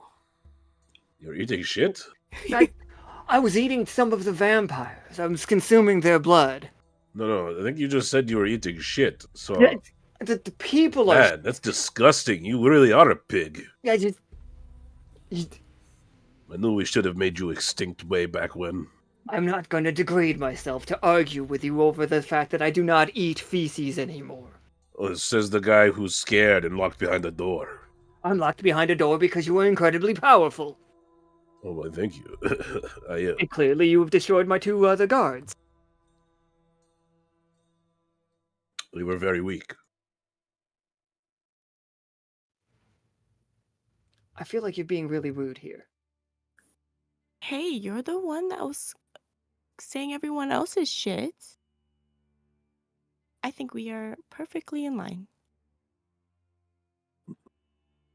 Someone open the door, please. I'd like to punch this asshole. Oh, yes. Aurelie would like to deconstruct the rest of the trap. Like, ha, good luck.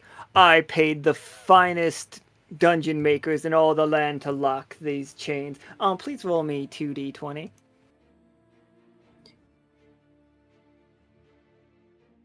Oh, God. Oh no. Oh my god, I was just going to boast. I can't boast anymore.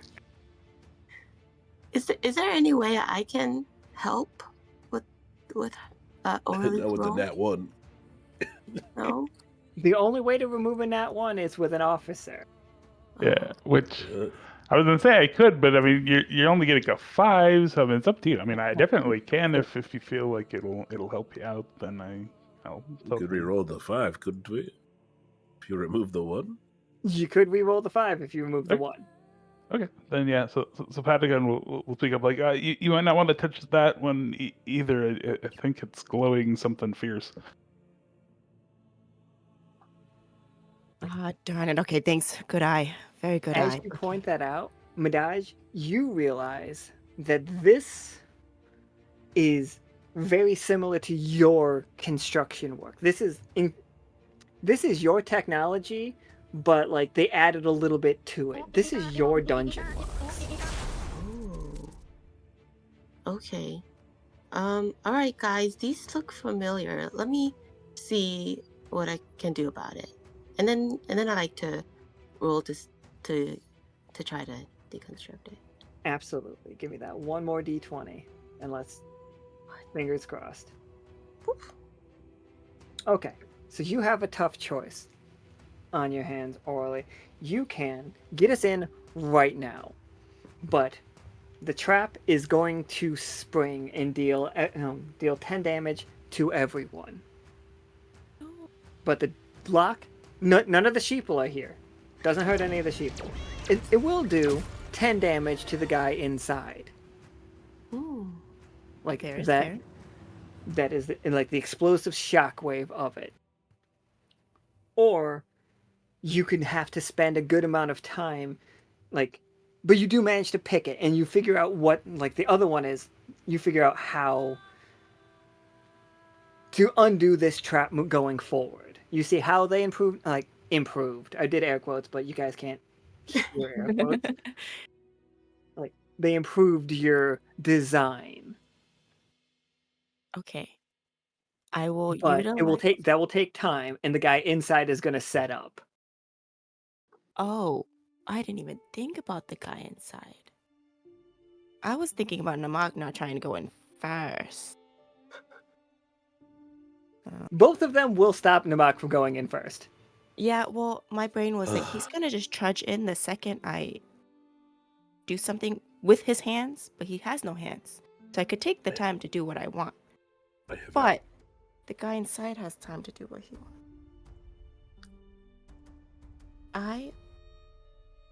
No one will like be unconscious with the 10 damage, right? No, we'll be fine. Okay. Wait. Can we make a distraction for Namak? I am the distraction. My fine and your fine. Namak is just fucking like standing outside in a football like American football pose, just ready like line of scrimmage style, just waiting. Okay, I would like to just I'll follow Namak this one time, and I'll just say, forget it. I'm gonna break this. It's not. I couldn't figure it out, so no one could figure it out, and I just break through the lock. However way I do that. Absolutely, it pulses out 10 damage to everyone. It hurts. Like it is. There was a pain component to this spell, and if anyone has wounds, specifically I know Patagon took quite a hit. If you took damage in the last fight, you now have the bleeding tag. Every time you do make an action, you take 1d4 damage until like you sit down to heal that. Don't Medahj and I know how to make a healing splint? You definitely do. Can we do that now? Is it too early? You guys could do it now. Namak is going through that door. Okay. Namak, you got this, friend. Medahj and I help Patagon stop bleeding. Yeah, he's kind of got knocked down there a little bit. It's like, that's quite the door they got there. Sorry, I couldn't. The lock made me angry. I didn't know you would start getting more pain. It's not his day.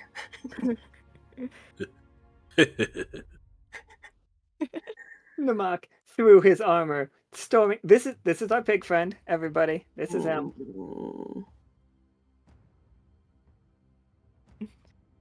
We love Ew. to destroy him. Absolutely. He's not that big. He is bigger than all of you, but he was bigger than all of you last time. We met him too. Mm. Alright. So can Medahj and Aurelie, can you both roll me to heal? Actually, no. Tell me how many tag points you want to use. You will heal 1d8 for each tag point that you heal him with.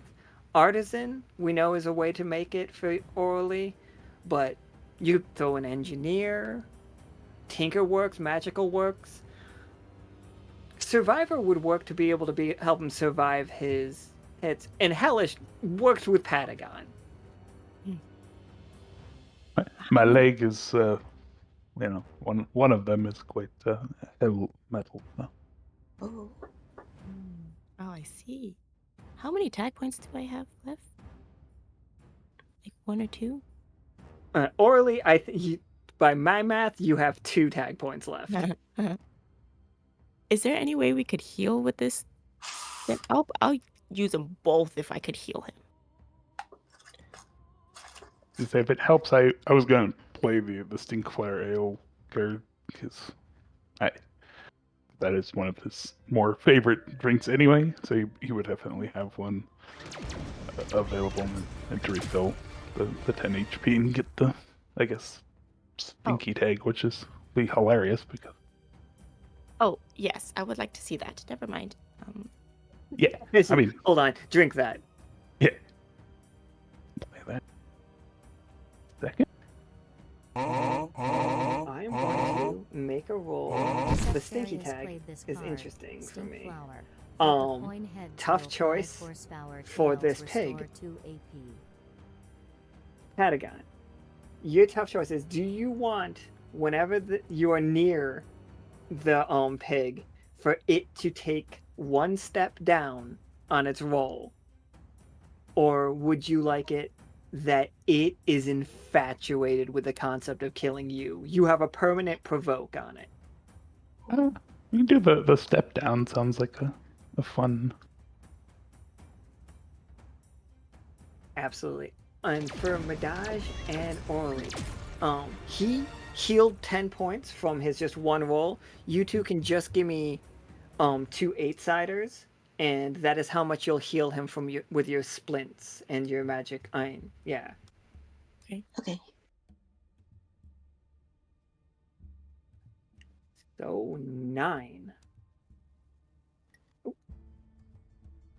And 7. Okay. So yeah, you guys heal him up for 16. So you heal for 26. More than you took from that one hit. Nice. But while that is happening, Namak, you enter the church alone. He doesn't have the negative effect yet. You see them like shaking their head because they felt the massive explosion as well. As you approach them, it's just like, the forgotten prince. Here once again, and I'm expecting And then you I to throw interrupt. out the Yeah. rope dart in the middle of his head.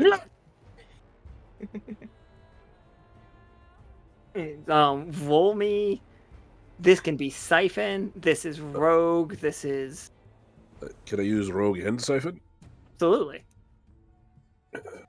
You want to give me 3d20? No, wait, it'd be 4d20. If you, it'd be 3d20 if you don't want to spend 2 tag points. It'd be 4d20 if you do want to spend 2 tag points. Oh, I'll spend 2 tag points. It's fine.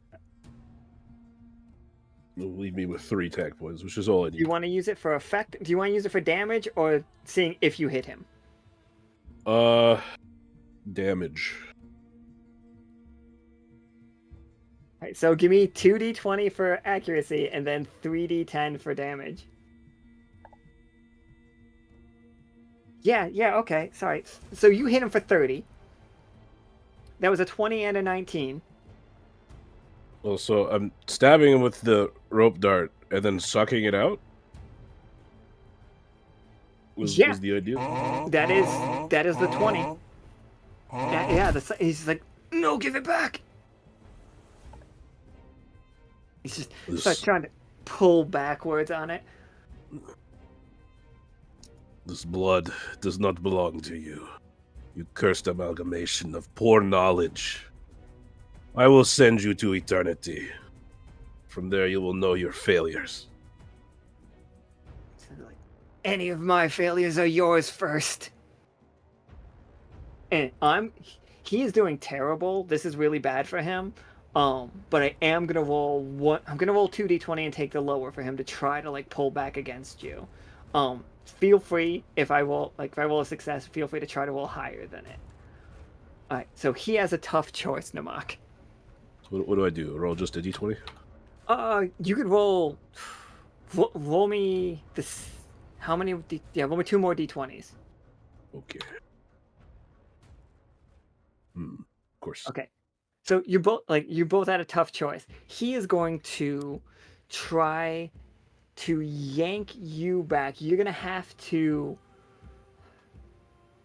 You guys all would see pouring out from under Namak's armor, like the eye holes, like from between the joints in his fingers, his knee, like he is bleeding profusely himself. This is a tug of war against this creature. I don't know how much health you have. You been hit yet? No, just that 10 and then the exploding doors. So I took 28. you took 28. Did I heal any from siphoning from him? That is where we're at right now. Yes, because you rolled a 20, you healed 30. Okay. Then I'm back to full. This guy started with 78 HP. It's not his HP, it's somebody else's, but he has it. You took him down to 40. So now he wants to deal 2d10 damage to you. It doesn't heal him like it would you. He is just going to do 2d10. If he does it, you get to do it right back. And he is trying to race you to the ground. Sure, He's going to do it and then do it again and then do it again. So he deals to you 16 damage. Sure. So How much damage do you do to him?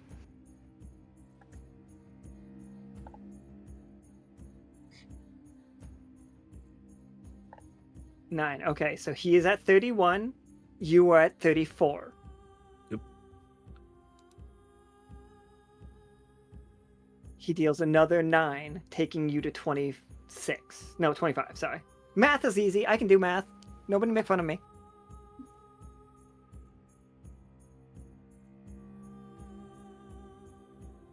So he is... Wait, are we both at... No. All right, so he is at 24. All right, he's... One more time for him. 17 to you, taking you to 8.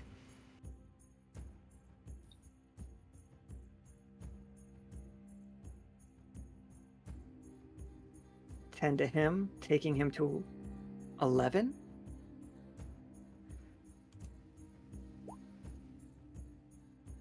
$11 to you. I don't think you're standing up anymore.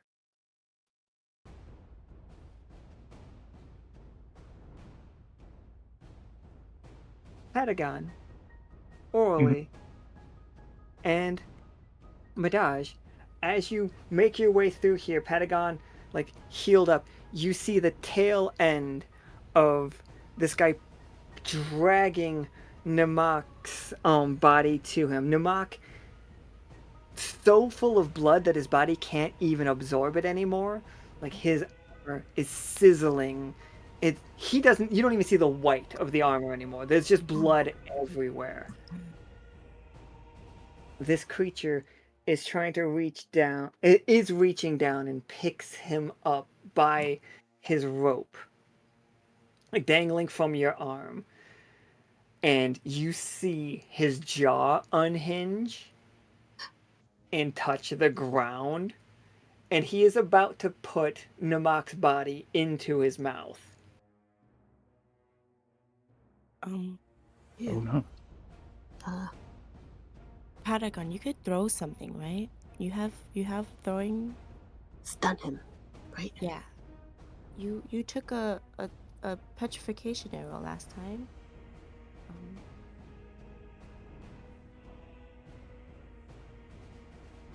Yeah, there you go. Just chuck it at him.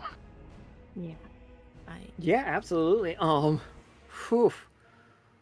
What would we call that roll?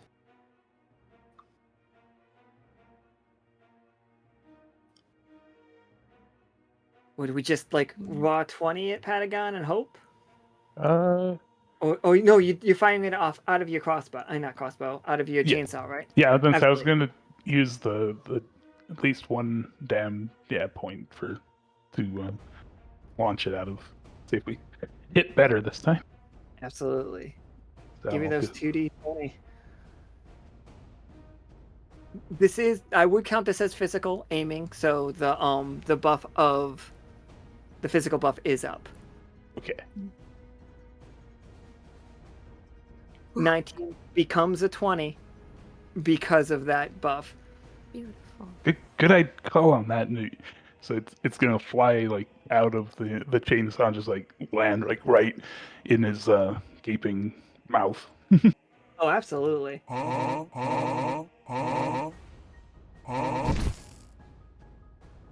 The pig is still holding Namak, right? Yeah, the pig is still holding Namak. Like, Namak is now dangling from the statue's like hand. Namak, you start to come to right there. You are at 0 HP, but you are still able to play this out. Your overconfidence against this pig cost a bit. But you all can see the we know how this petrification works. It has a layer of it. So underneath this hard candy rock shell that is this pig, you can start to see cracks already appearing and just pouring the blood out.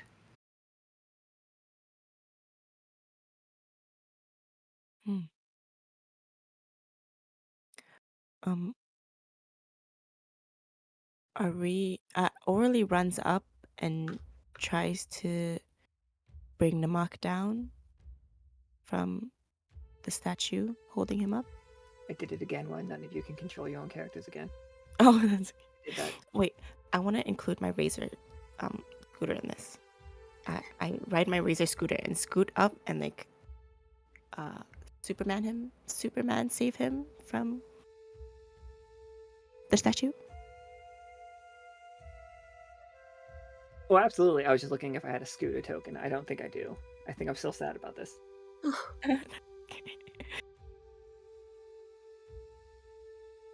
All the tokens I have, and still no scooter token. I'm not spending $5 on a fool game. So since we hit him with the petrification, Costa could play the multi-ball on that to double that. Would that like freeze that hard like candy shell you were talking about, maybe, or how Yeah. would that work? Yeah, if we want to lean into that, we can double petrify. The first one hits it, the second one hits the blood, and you start turning his blood to stone. Oh. Ooh, so like it is like an ice waterfall, but bloodstone. Right? Ooh. Yeah. He's held significantly longer, easily twice as long.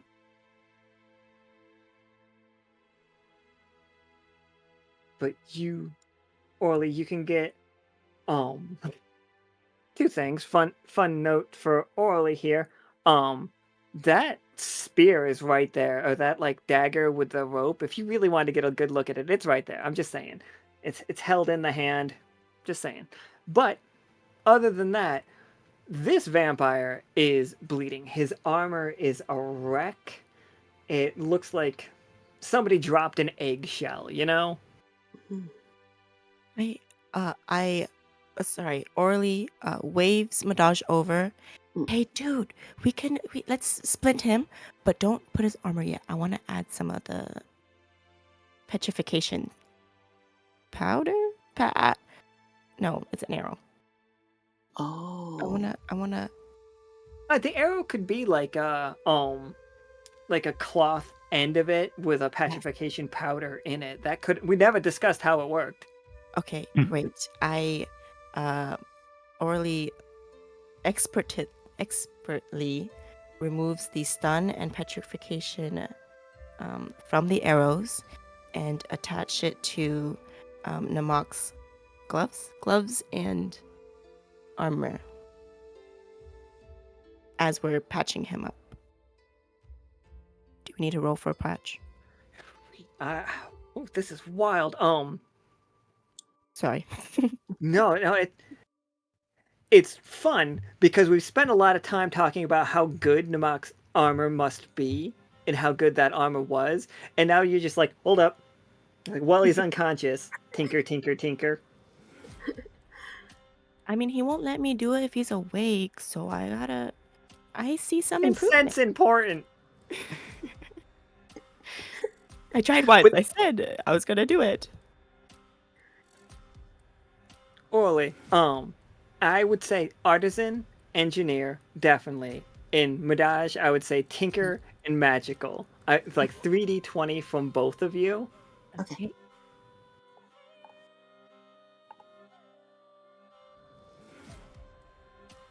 Oh, so close. No. Oof. Okay. Okay, so we got 1-1, but it is in a field of. We've got a 6, a 14, a 5, a 1, an 11, and a 3. No.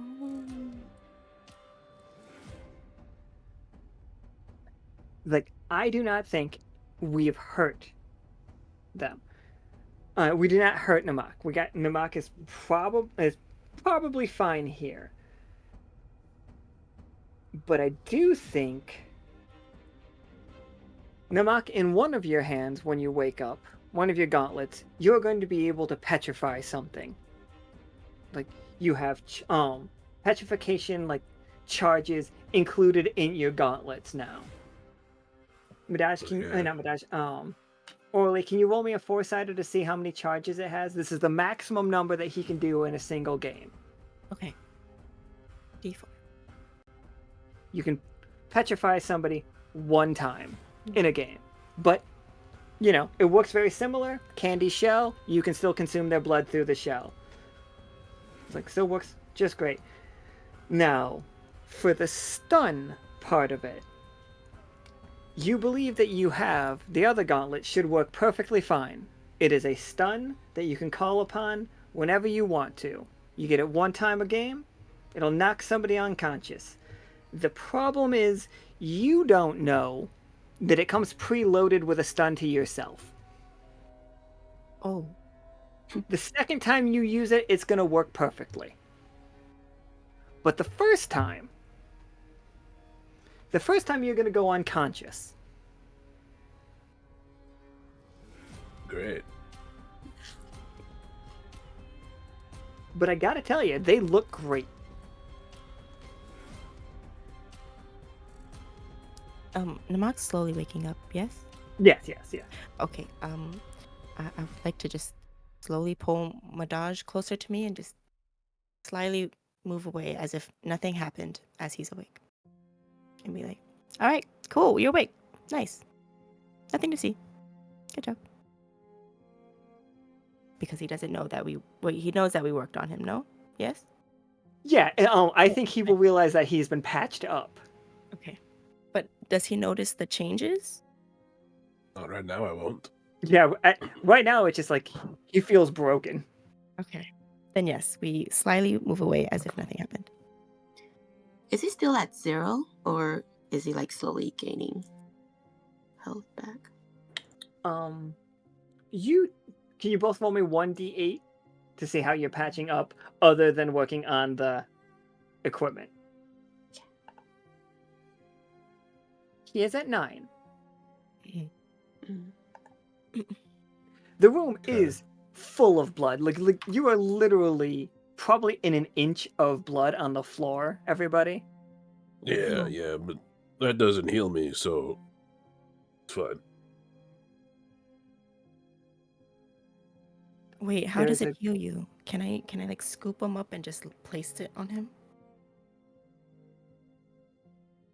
This blood doesn't do any healing factors for Oh. him. This blood specifically.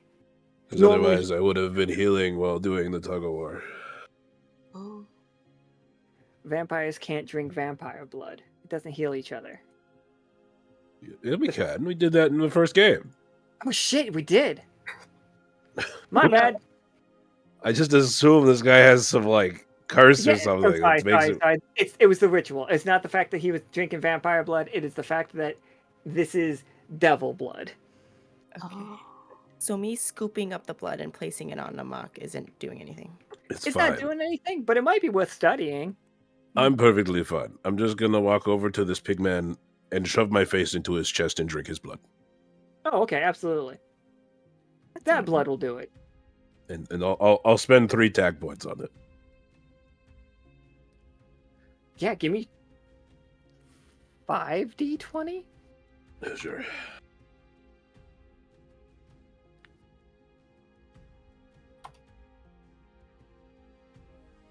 Cool. Great. With 5d20, I'm perfectly cool throwing away at least one. I was just like, when you're rolling 5d20, it has to be at least 2 1s, I think. But also, I don't see the way that it goes terrible in this situation. Oh. I'm just gulping. There is an amount of you that, you know, granted, things went a little poorly here, but you still got the best of this guy. And, like, you have every right to be conceited. Yeah, see, nothing went wrong. Nothing to be afraid of. Cracks neck. Ow. It's like, okay, I mean that's look on the bright side, yeah. No, I'll give you that. And the sheep people should be bringing me another snack here soon. It'll be good. We're fine. Oh, shit, yeah, they will.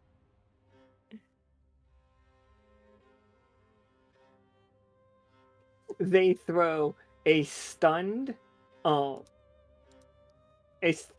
petrified pig down in front of you, like, we got him!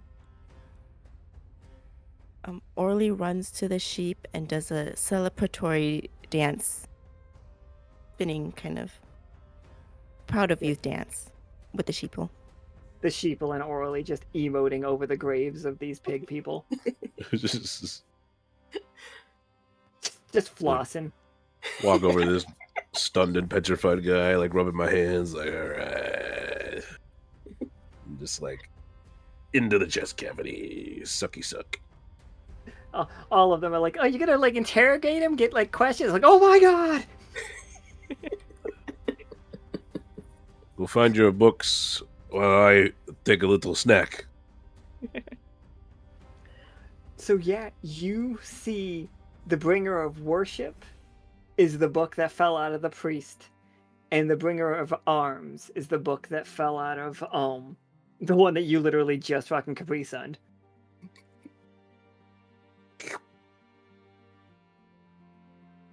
But they are incredibly old spells. Not incredibly old is strong word, but these are your people's spells to summon and use creatures. Use devils and demons for your own gain. Whatever it is that you guys did with them, that's up to you. Simply another tool. Simply another tool.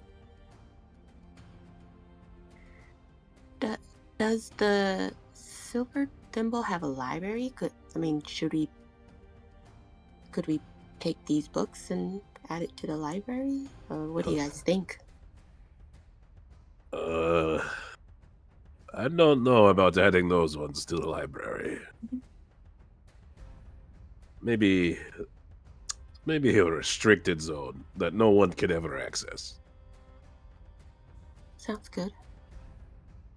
Are we able to put all the 3 books together and kind of compare and see what's missing or what similarities there are? Yeah, Medahj, can you give me a magical roll? And doing this without setting off a demon and such. Absolutely. That's a fine distinction. Thank you for Is it a D20? Sorry, I didn't catch the 2d20, please. 2D20. Okay. 4 and a 5. Unless, because not a ton of people have been doing it today, but like we do have, sometimes people can change the card numbers with cards that they have. Not card numbers, the dice numbers with cards they have. And if you're into something like that, I'm sure somebody would be willing to help. Yeah, and say, what do you want? I probably have a card for it. Unless you want to take the failure. Oh, yeah, I would love to. I can use it, right? Yeah, if you have, yeah. How do I know if I have the card? It is in the your collection part of it, like the my collection, I believe. I never get to use them, so I don't know what it looks like to use. Oh, I don't have cards. Oh, I'm talking about from the stream loots thing. Have we explained the stream loots thing to you? Mm-mm. Okay. Yeah. We'll have to get more into that after the game. Okay. Yeah, it looks like there was a category up played, but I could, if you want to use that, or It's like you can take a tough choice. We have a tough choice on deck, or Patagon can play you. I don't know what cards he has, but Oh yeah, if you don't mind, Patagon, I would welcome it. I guess it was Puppin, or yeah. did we want to use the rank up? Because a tough choice can give you some cool stuff on it. So, Medahj, you have a tough choice with this these 3 books in front of you. They are part of a set of 4. So somewhere out there is another book. I'm gonna say it right now. This book got stolen, not stolen, was taken from this city by the alchemists. They took it. Oh. And if you take this choice, then you will know what it is you're looking for, and they can tell you that the alchemist took it. The sheeple will tell you that the alchemist took it, or it's a set of 4, but that book is missing. You can Oh. either know where it is but give it to the enemy. Still, you know where and what it is, or there's a 4th book out there that we don't know where or what it is. Oh. So giving it to the enemy, were you talking about the 4th book being? Yes, the 4th Mhm. book. The 4th book that's Oh. part of this. Like, you'll be like, you can make the connections looking at the covers, like looking at the words. It's just like, no, there should be another, Mm. and that other is missing. Ooh. I mean, yeah, I like that choice, which is the first choice, I think, right? Yeah, absolutely. Do you have a word that you would like? Bringer of something. So we had hunger, we had arms, and we had worship. Uh, are, wait, are you asking me to just make up a word, or Yep. for the 4th book? Yeah, for the fourth book. If you use the 4th book, what kind of demon can you turn into? Oh, okay. So there's a hunger demon, a worship demon, and an arms demon. So now we're trying to find out the 4th demon. Yep. And if you Uh, guys want to pitch things, or if you have any idea, go for it, please. I could only think of like pollution, war, famine. So Absolutely. that was the thought I was thinking of, like something to do with pollution. Yeah, pollution works because like famine would be hunger, worship Mm. would be the false peace, the one who, or, and arms would be war. Mm. So yeah, there's a pollution one out there. Let me tell you, that pollution one got a lot weaker once we started fucking cleaning up one of the areas, because we have, throughout this season, in the background there is a cleaning up of the most polluted area in the Echo. Oh. So not only did you invent another demon and gave it to the enemy, but it is significantly weaker than it was supposed to be. Yay. Absolutely. The sheeple are just like looking around this room, and they're just like, it's a mess. They start grabbing mops and just start getting right to work. They're like, oh, tisk tisk. Like, we're not really allowed in here except for cleaning. And like sheep grazing on a field, they clean up this place with a speed that is alarming.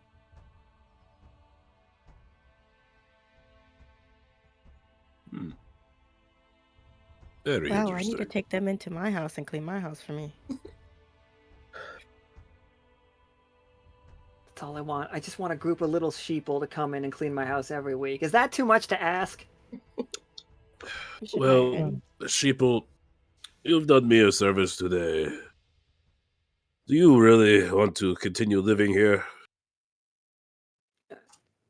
Um, we like living here. If we could just make a couple of changes, mighty lord. Which would be? Could we possibly get some step ladders? And if we're allowed to alter the homes. And maybe sleep in a bed. Right, okay. Tell you what. Leave the temples and, sacred spaces alone. All the homes and stuff, free reign for it. Go for it. A massive sheep-based hurrah, if you will. Just keep the city safe.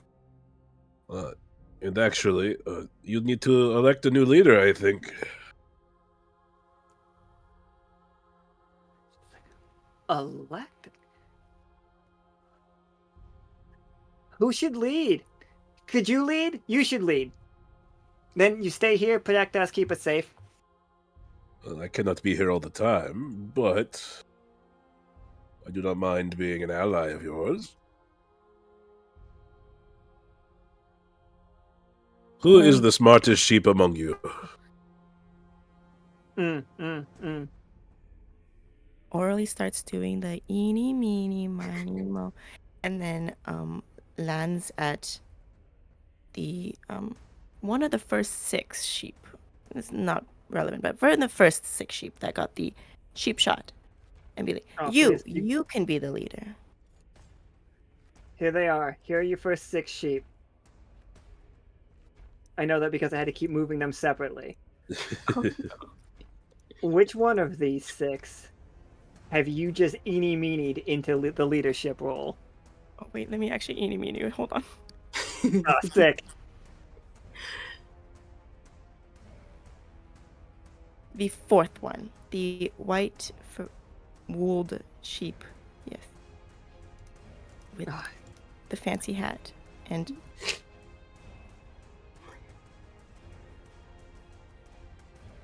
And from henceforth, we will have a powerful queen, darker and more powerful than the dawn.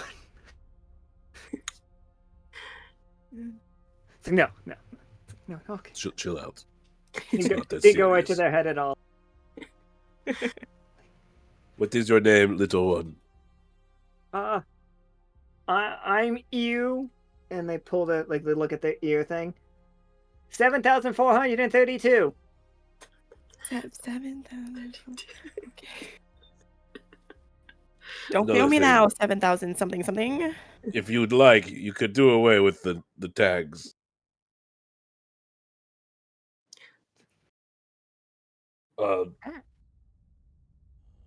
Let's call you Sverti. Sverti? Sverti. It's like mumbling. It's like Sverti. It's just like, oh my god, it's a name. You are Sverti.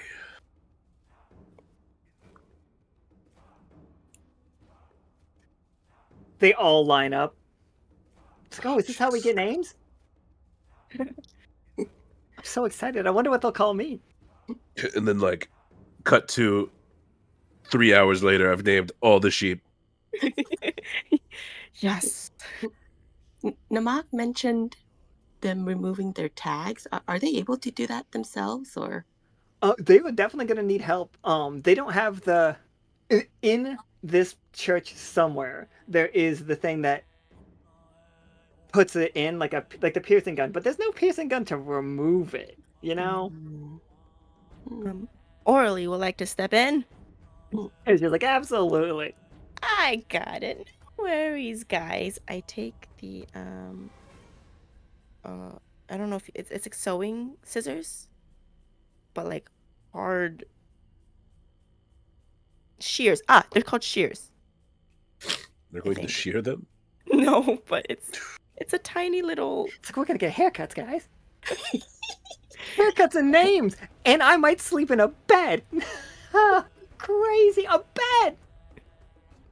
Yeah, that's the naming convention for the sheep. It's just their number made into a weird name. It's like 1-y, 2-y. 20 and 2 are the worst. 22. 22. Come get over here, 22. Come on over here, 23. Come on over here, 23-4. 200,056. Come here. I love 200,056. None of them get it. None of them understand. It's like you just phonetically said your name. No. Namak cares for us. I do want to make a blood pact with the sheep. Oh shit! Yeah. All right. Similar to like what I did with the crustaceans.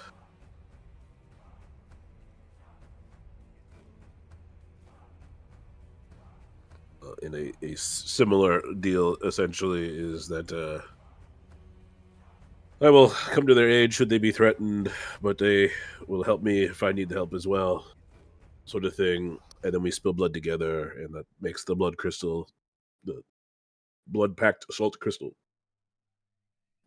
Yeah, absolutely. You don't even have to roll for this. Um,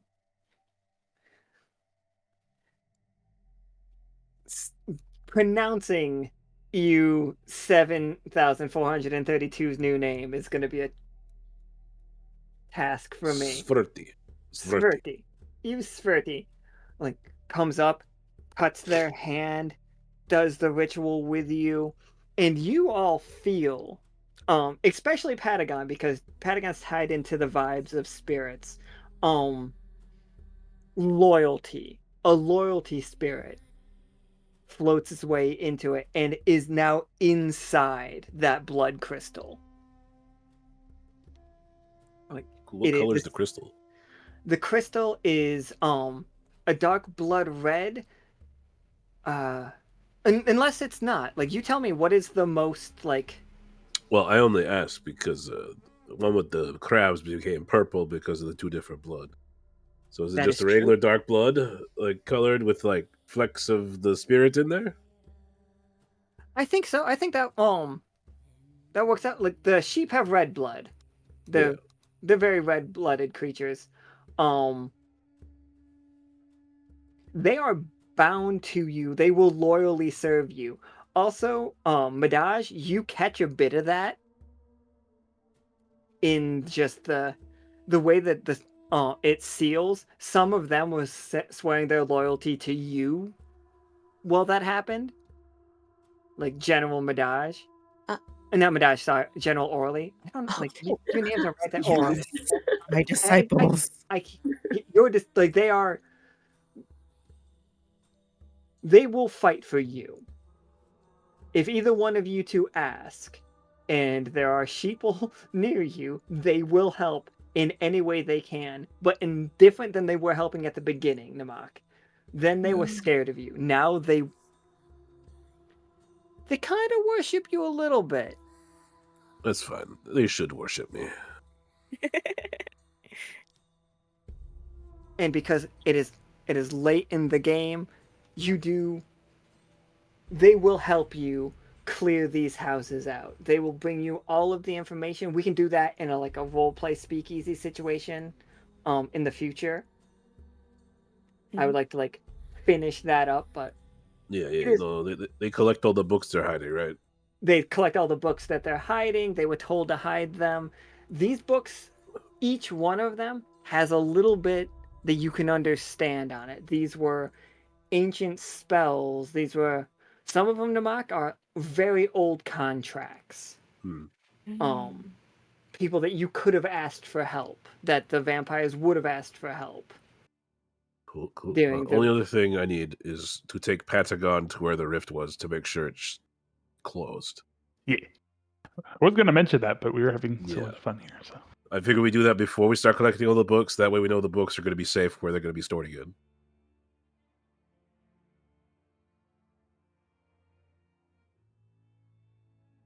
Felt like you said that so fast to make sure that somebody wasn't like, and we suddenly burn it down. I mean, I do have the watch tag, so. You all do everybody that was here last time got the watch tag because We're so bad. so bad. They failed the roll so many times. Failed successfully, as it were. Oh no. I'm trying to get the right map. I thought I had it up, but turns out I didn't. Yeah, Patagon, I gotta show you the good work that me and the others did. We did the best job. Really sealed it up good, you know. Katori would be so proud. It's like we heard Vatna talking about, no, that... I mean, clearly I did the better job of all the components, but, we did a good job. The sheeple are following you guys around like crazy, though. Like, all of them. Oh, sorry. do I still have my chicken? Oh my What? god, you do have Henrietta. Yay, Henrietta. Wait, but Ento's not here, so none of the ones count, right? None of the ones count. Because it's Ento. Freights. Yeah. I would like to pick up a sheep and hold my sheep and my chicken. I'm not going to question that, but okay. Don't worry. Never mind. Sheep or chicken will not be useful. Chicken can be destructive. Move with caution. Crazy. I used to eat those. The crazy thing is I have two chicken tokens. I have a more detailed one and a less detailed one.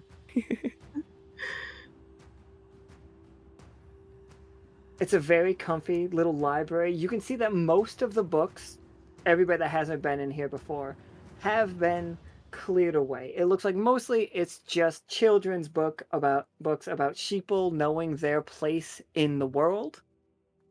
It is their task to keep everybody else in the world comfortable. Like, they should have no wants of their own. They are merely here to help everyone else. And these are the books the sheeple were raised on their entire life.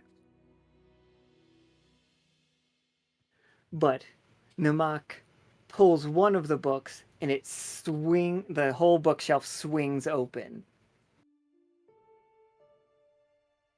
And behind that, you all see a rift in reality. It looks like a tear. Let me actually put it on screen.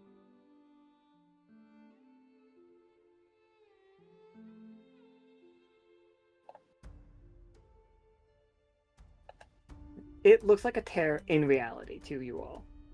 It looks exactly like what it is. Sometimes you can see things behind it. But it is very...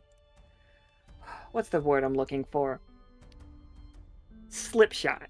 Is that... Slipshot? Like, very jerry-rigged. It's very rough. It is... what if we sewed it up by committee, is how it feels. Like three different colors of like thread and Like 4 different colors of thread, if I'm going to be honest with you. Also, it looks like they couldn't agree on the best way to seal it, and to like end it, the knot. So there are 4 different kinds of knots here. I mean, It looks like they tried to implement a little bit of the zipper technology that we had at one point in time, but then forgot about it halfway through. But all of that said, Patagon, nobody has tried to come through it yet. Or if anybody has, nobody has succeeded. it seems to be holding besides itself, besides like it's Pretty good, right? I know, I do good work. I mean, I wouldn't be the one to necessarily judge, but See right here where Maverick tried to fix it? God, he's such a piece of shit. He couldn't do anything right. The Talos, he did something up there. It's alright, but there's nothing like I did. And then Aoife, I guess, finished it all up for us with like a pretty knot or something. I don't know. It Aurelie does, like, points at where Maverick was working. Namak, did you do this? This looks like your work. No, that's Maverick. You know, he's just he forgot how to close rifts and stuff, so so do you need me to check with like my seam guard tag just to make sure we're yeah. Okay. Give me 2d20 for sure. what we can? Well, With a 15, absolutely. okay. So you do see the fact that if we're gonna meta this really hard, you see that the last roll on it must have been a 20 situation. Somebody, if not by experience, but by just like sticking to their guns, somebody got it right. And somehow they made it better than we could have. If nothing else, on accident. There are so many layers to this that you can already see that it's not even going to be a rift anymore. Give it a little bit longer, this is going to be completely gone. Well, it definitely is holding by all the metrics that we tend to pull these as. I mean, aesthetics aside, I guess. So that's good. I mean, we won't have any future incidents here. That's what matters.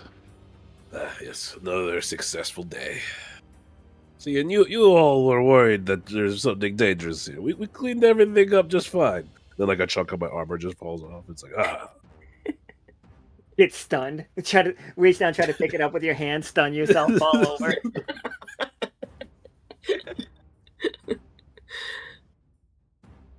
Don't worry, the sheep will come up, like each one of them under one different part of your limbs.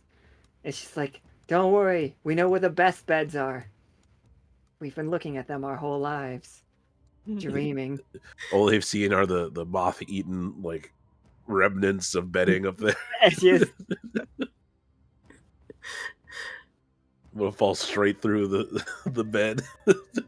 Hey, with the haircuts we're giving the sheep, we couldn't make new beds. A bed fit for a king. that's the idea, that add wool as an abundance that the crew has.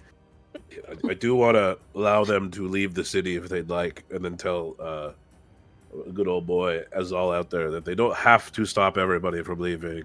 Just guard the city for people entering, essentially. Like, all right. It's Verdi is like leading the sheep.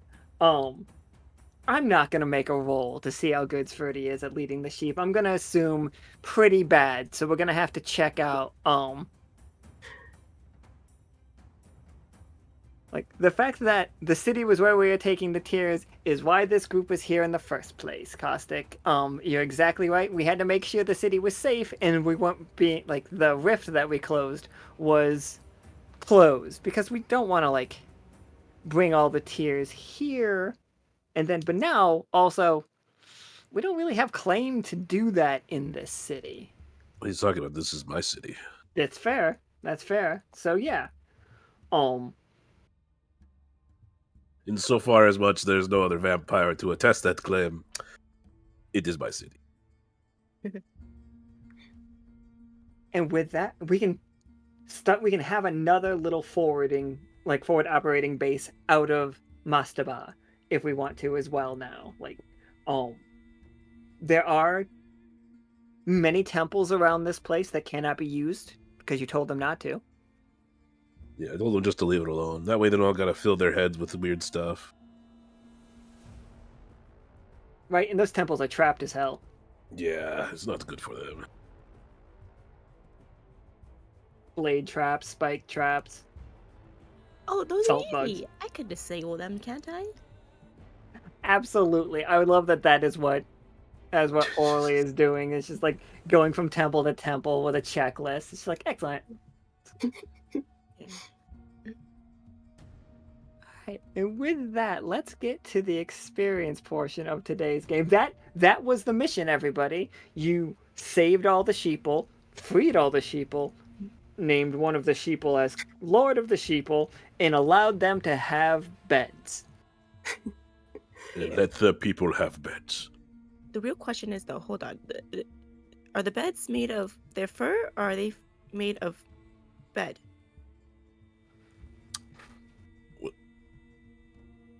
See, vampires is normally bed? sleep in coffins. Oh, But that's true. no. See, this is my problem. Vampires normally sleep in coffins, but I still think that they have beds for bed-like activities. You know, What are you trying to imply with that? I'm saying that a coffin might be cramped. Maybe that's the thrill.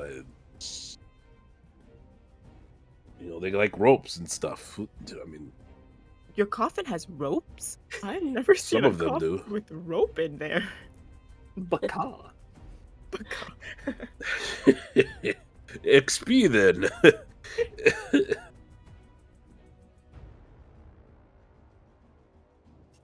Just a chicken. Just pecan. You know, the chicken was just hanging out in my bag. Maybe he's the reason why I couldn't take my razor scooter out. How do you forget about the chicken? Well, he's sort of useless until Ento rolls a 1, and then he could kill us all. So, he kind of just exists in there. Huh. How do you forget about it? He has his own little house in my bag. Don't worry. Do you have to feed and water him like a plant? He's an independent chicken. Yes. But where does he get food? Where does he get sustenance? See, it's about that. I have been missing some snacks in my bag. Oh, okay. You're like the Kotori, where you just keep random shit in there. I understand. It's not random shit. It's all very, very important. That bag of snacks comes in handy. Yeah. See, if we ever go camping, you're not touching any of my snacks. I don't need to. I drink blood. You're all my snacks. Oh.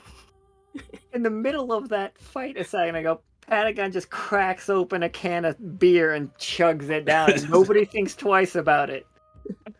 But Aurelie has snacks in her bag for a chicken that she clearly has. But I don't That's get to where we like go suckle off. your blood because that's like part of my joining agreement. Don't worry about it. It's weird. I get rats and they're like little like Capri Suns, you know. Snap the head off, give it a drink. It's at least it's not shit like the other pig was eating. I didn't hate eat pigs. shit. I was insulting the vampires. I'm now a no wait. I'm not a ghost. I was eaten by a vampire. I don't get the ghost. The voice is just in your head. I didn't say I ate shit. Shut up and just decompose already. All right, everybody. Oh, let's get to the EXP. There were 20s rolled everywhere. Multiple 20s. Who rolled 20s when? Oh, I didn't keep track. I think I rolled 1 in the very beginning, though. I don't think I Yeah. rolled any. No, you rolled it. I think everybody rolled a 20. Aurelie rolled a 20 on trap making. That's why we found all of the paralyzed things. Yep. Do you want to put so? Would you consider that artisan? Yeah, that's what you were using. Yes. All right.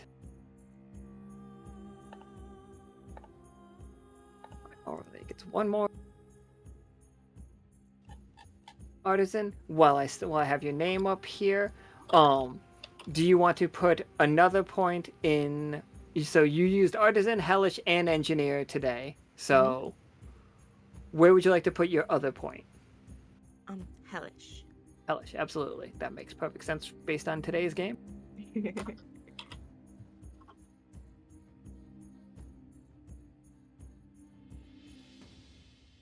All right, where was the other 20? Medahj rolled a 20. Oh, Medahj, yeah, that was magical. When you first got to town, you rolled a 20 on magical. That's how we knew where all of the spells. oh, okay.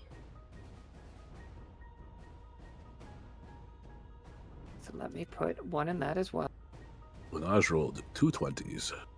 What? Oh yeah, totally did.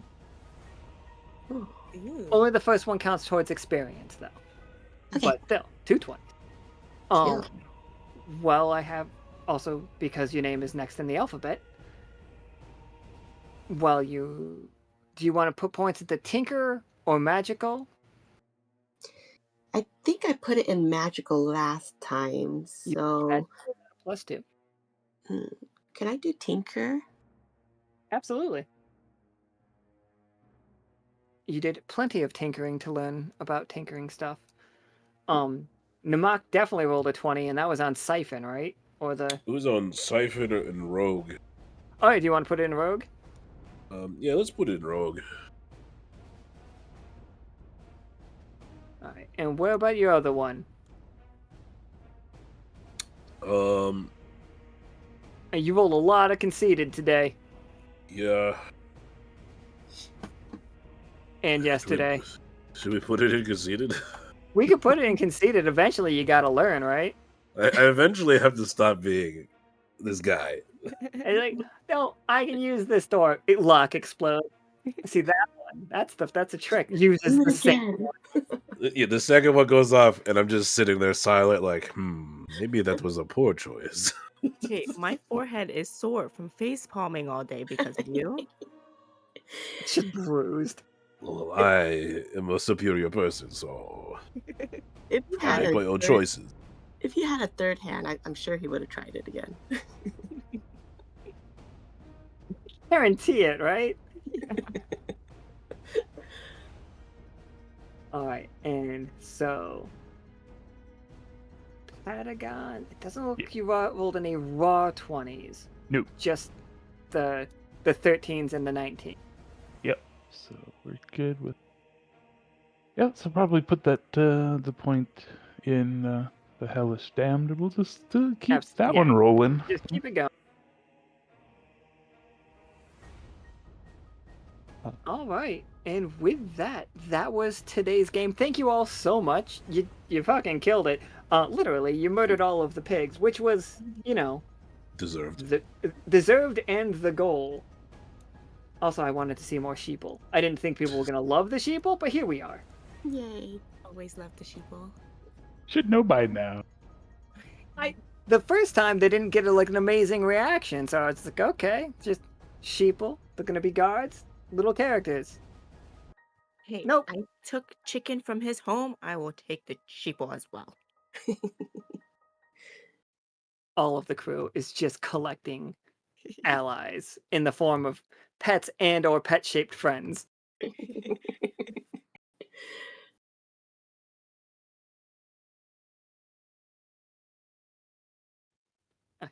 I can't look at Nika's screen. She's showing me some ridiculous cosplay. All right. Anyway, you all did amazing. Thank you so much for playing. And just being comfortable enough to play and do silly things. Love it. Absolutely love it. But everyone, that is the state of Mastaba right now. As of right now, we might want to rethink the bringing the Tears of Fate to Mastaba. I'm not saying that it's not safe there. I'm just saying. We have another game tomorrow. That game is going to be the last game of the start of the arc. After tomorrow's game happens, we start going full bear into the second half of the arc. Tomorrow is a 5-man game. We start at 5 p.m. Pacific Standard Time. Everybody turn up and have fun. It's going to be great. Thank you everybody for your support. Goodbye forever. Now everybody says goodbye. Thank you. Bye. Goodbye forever.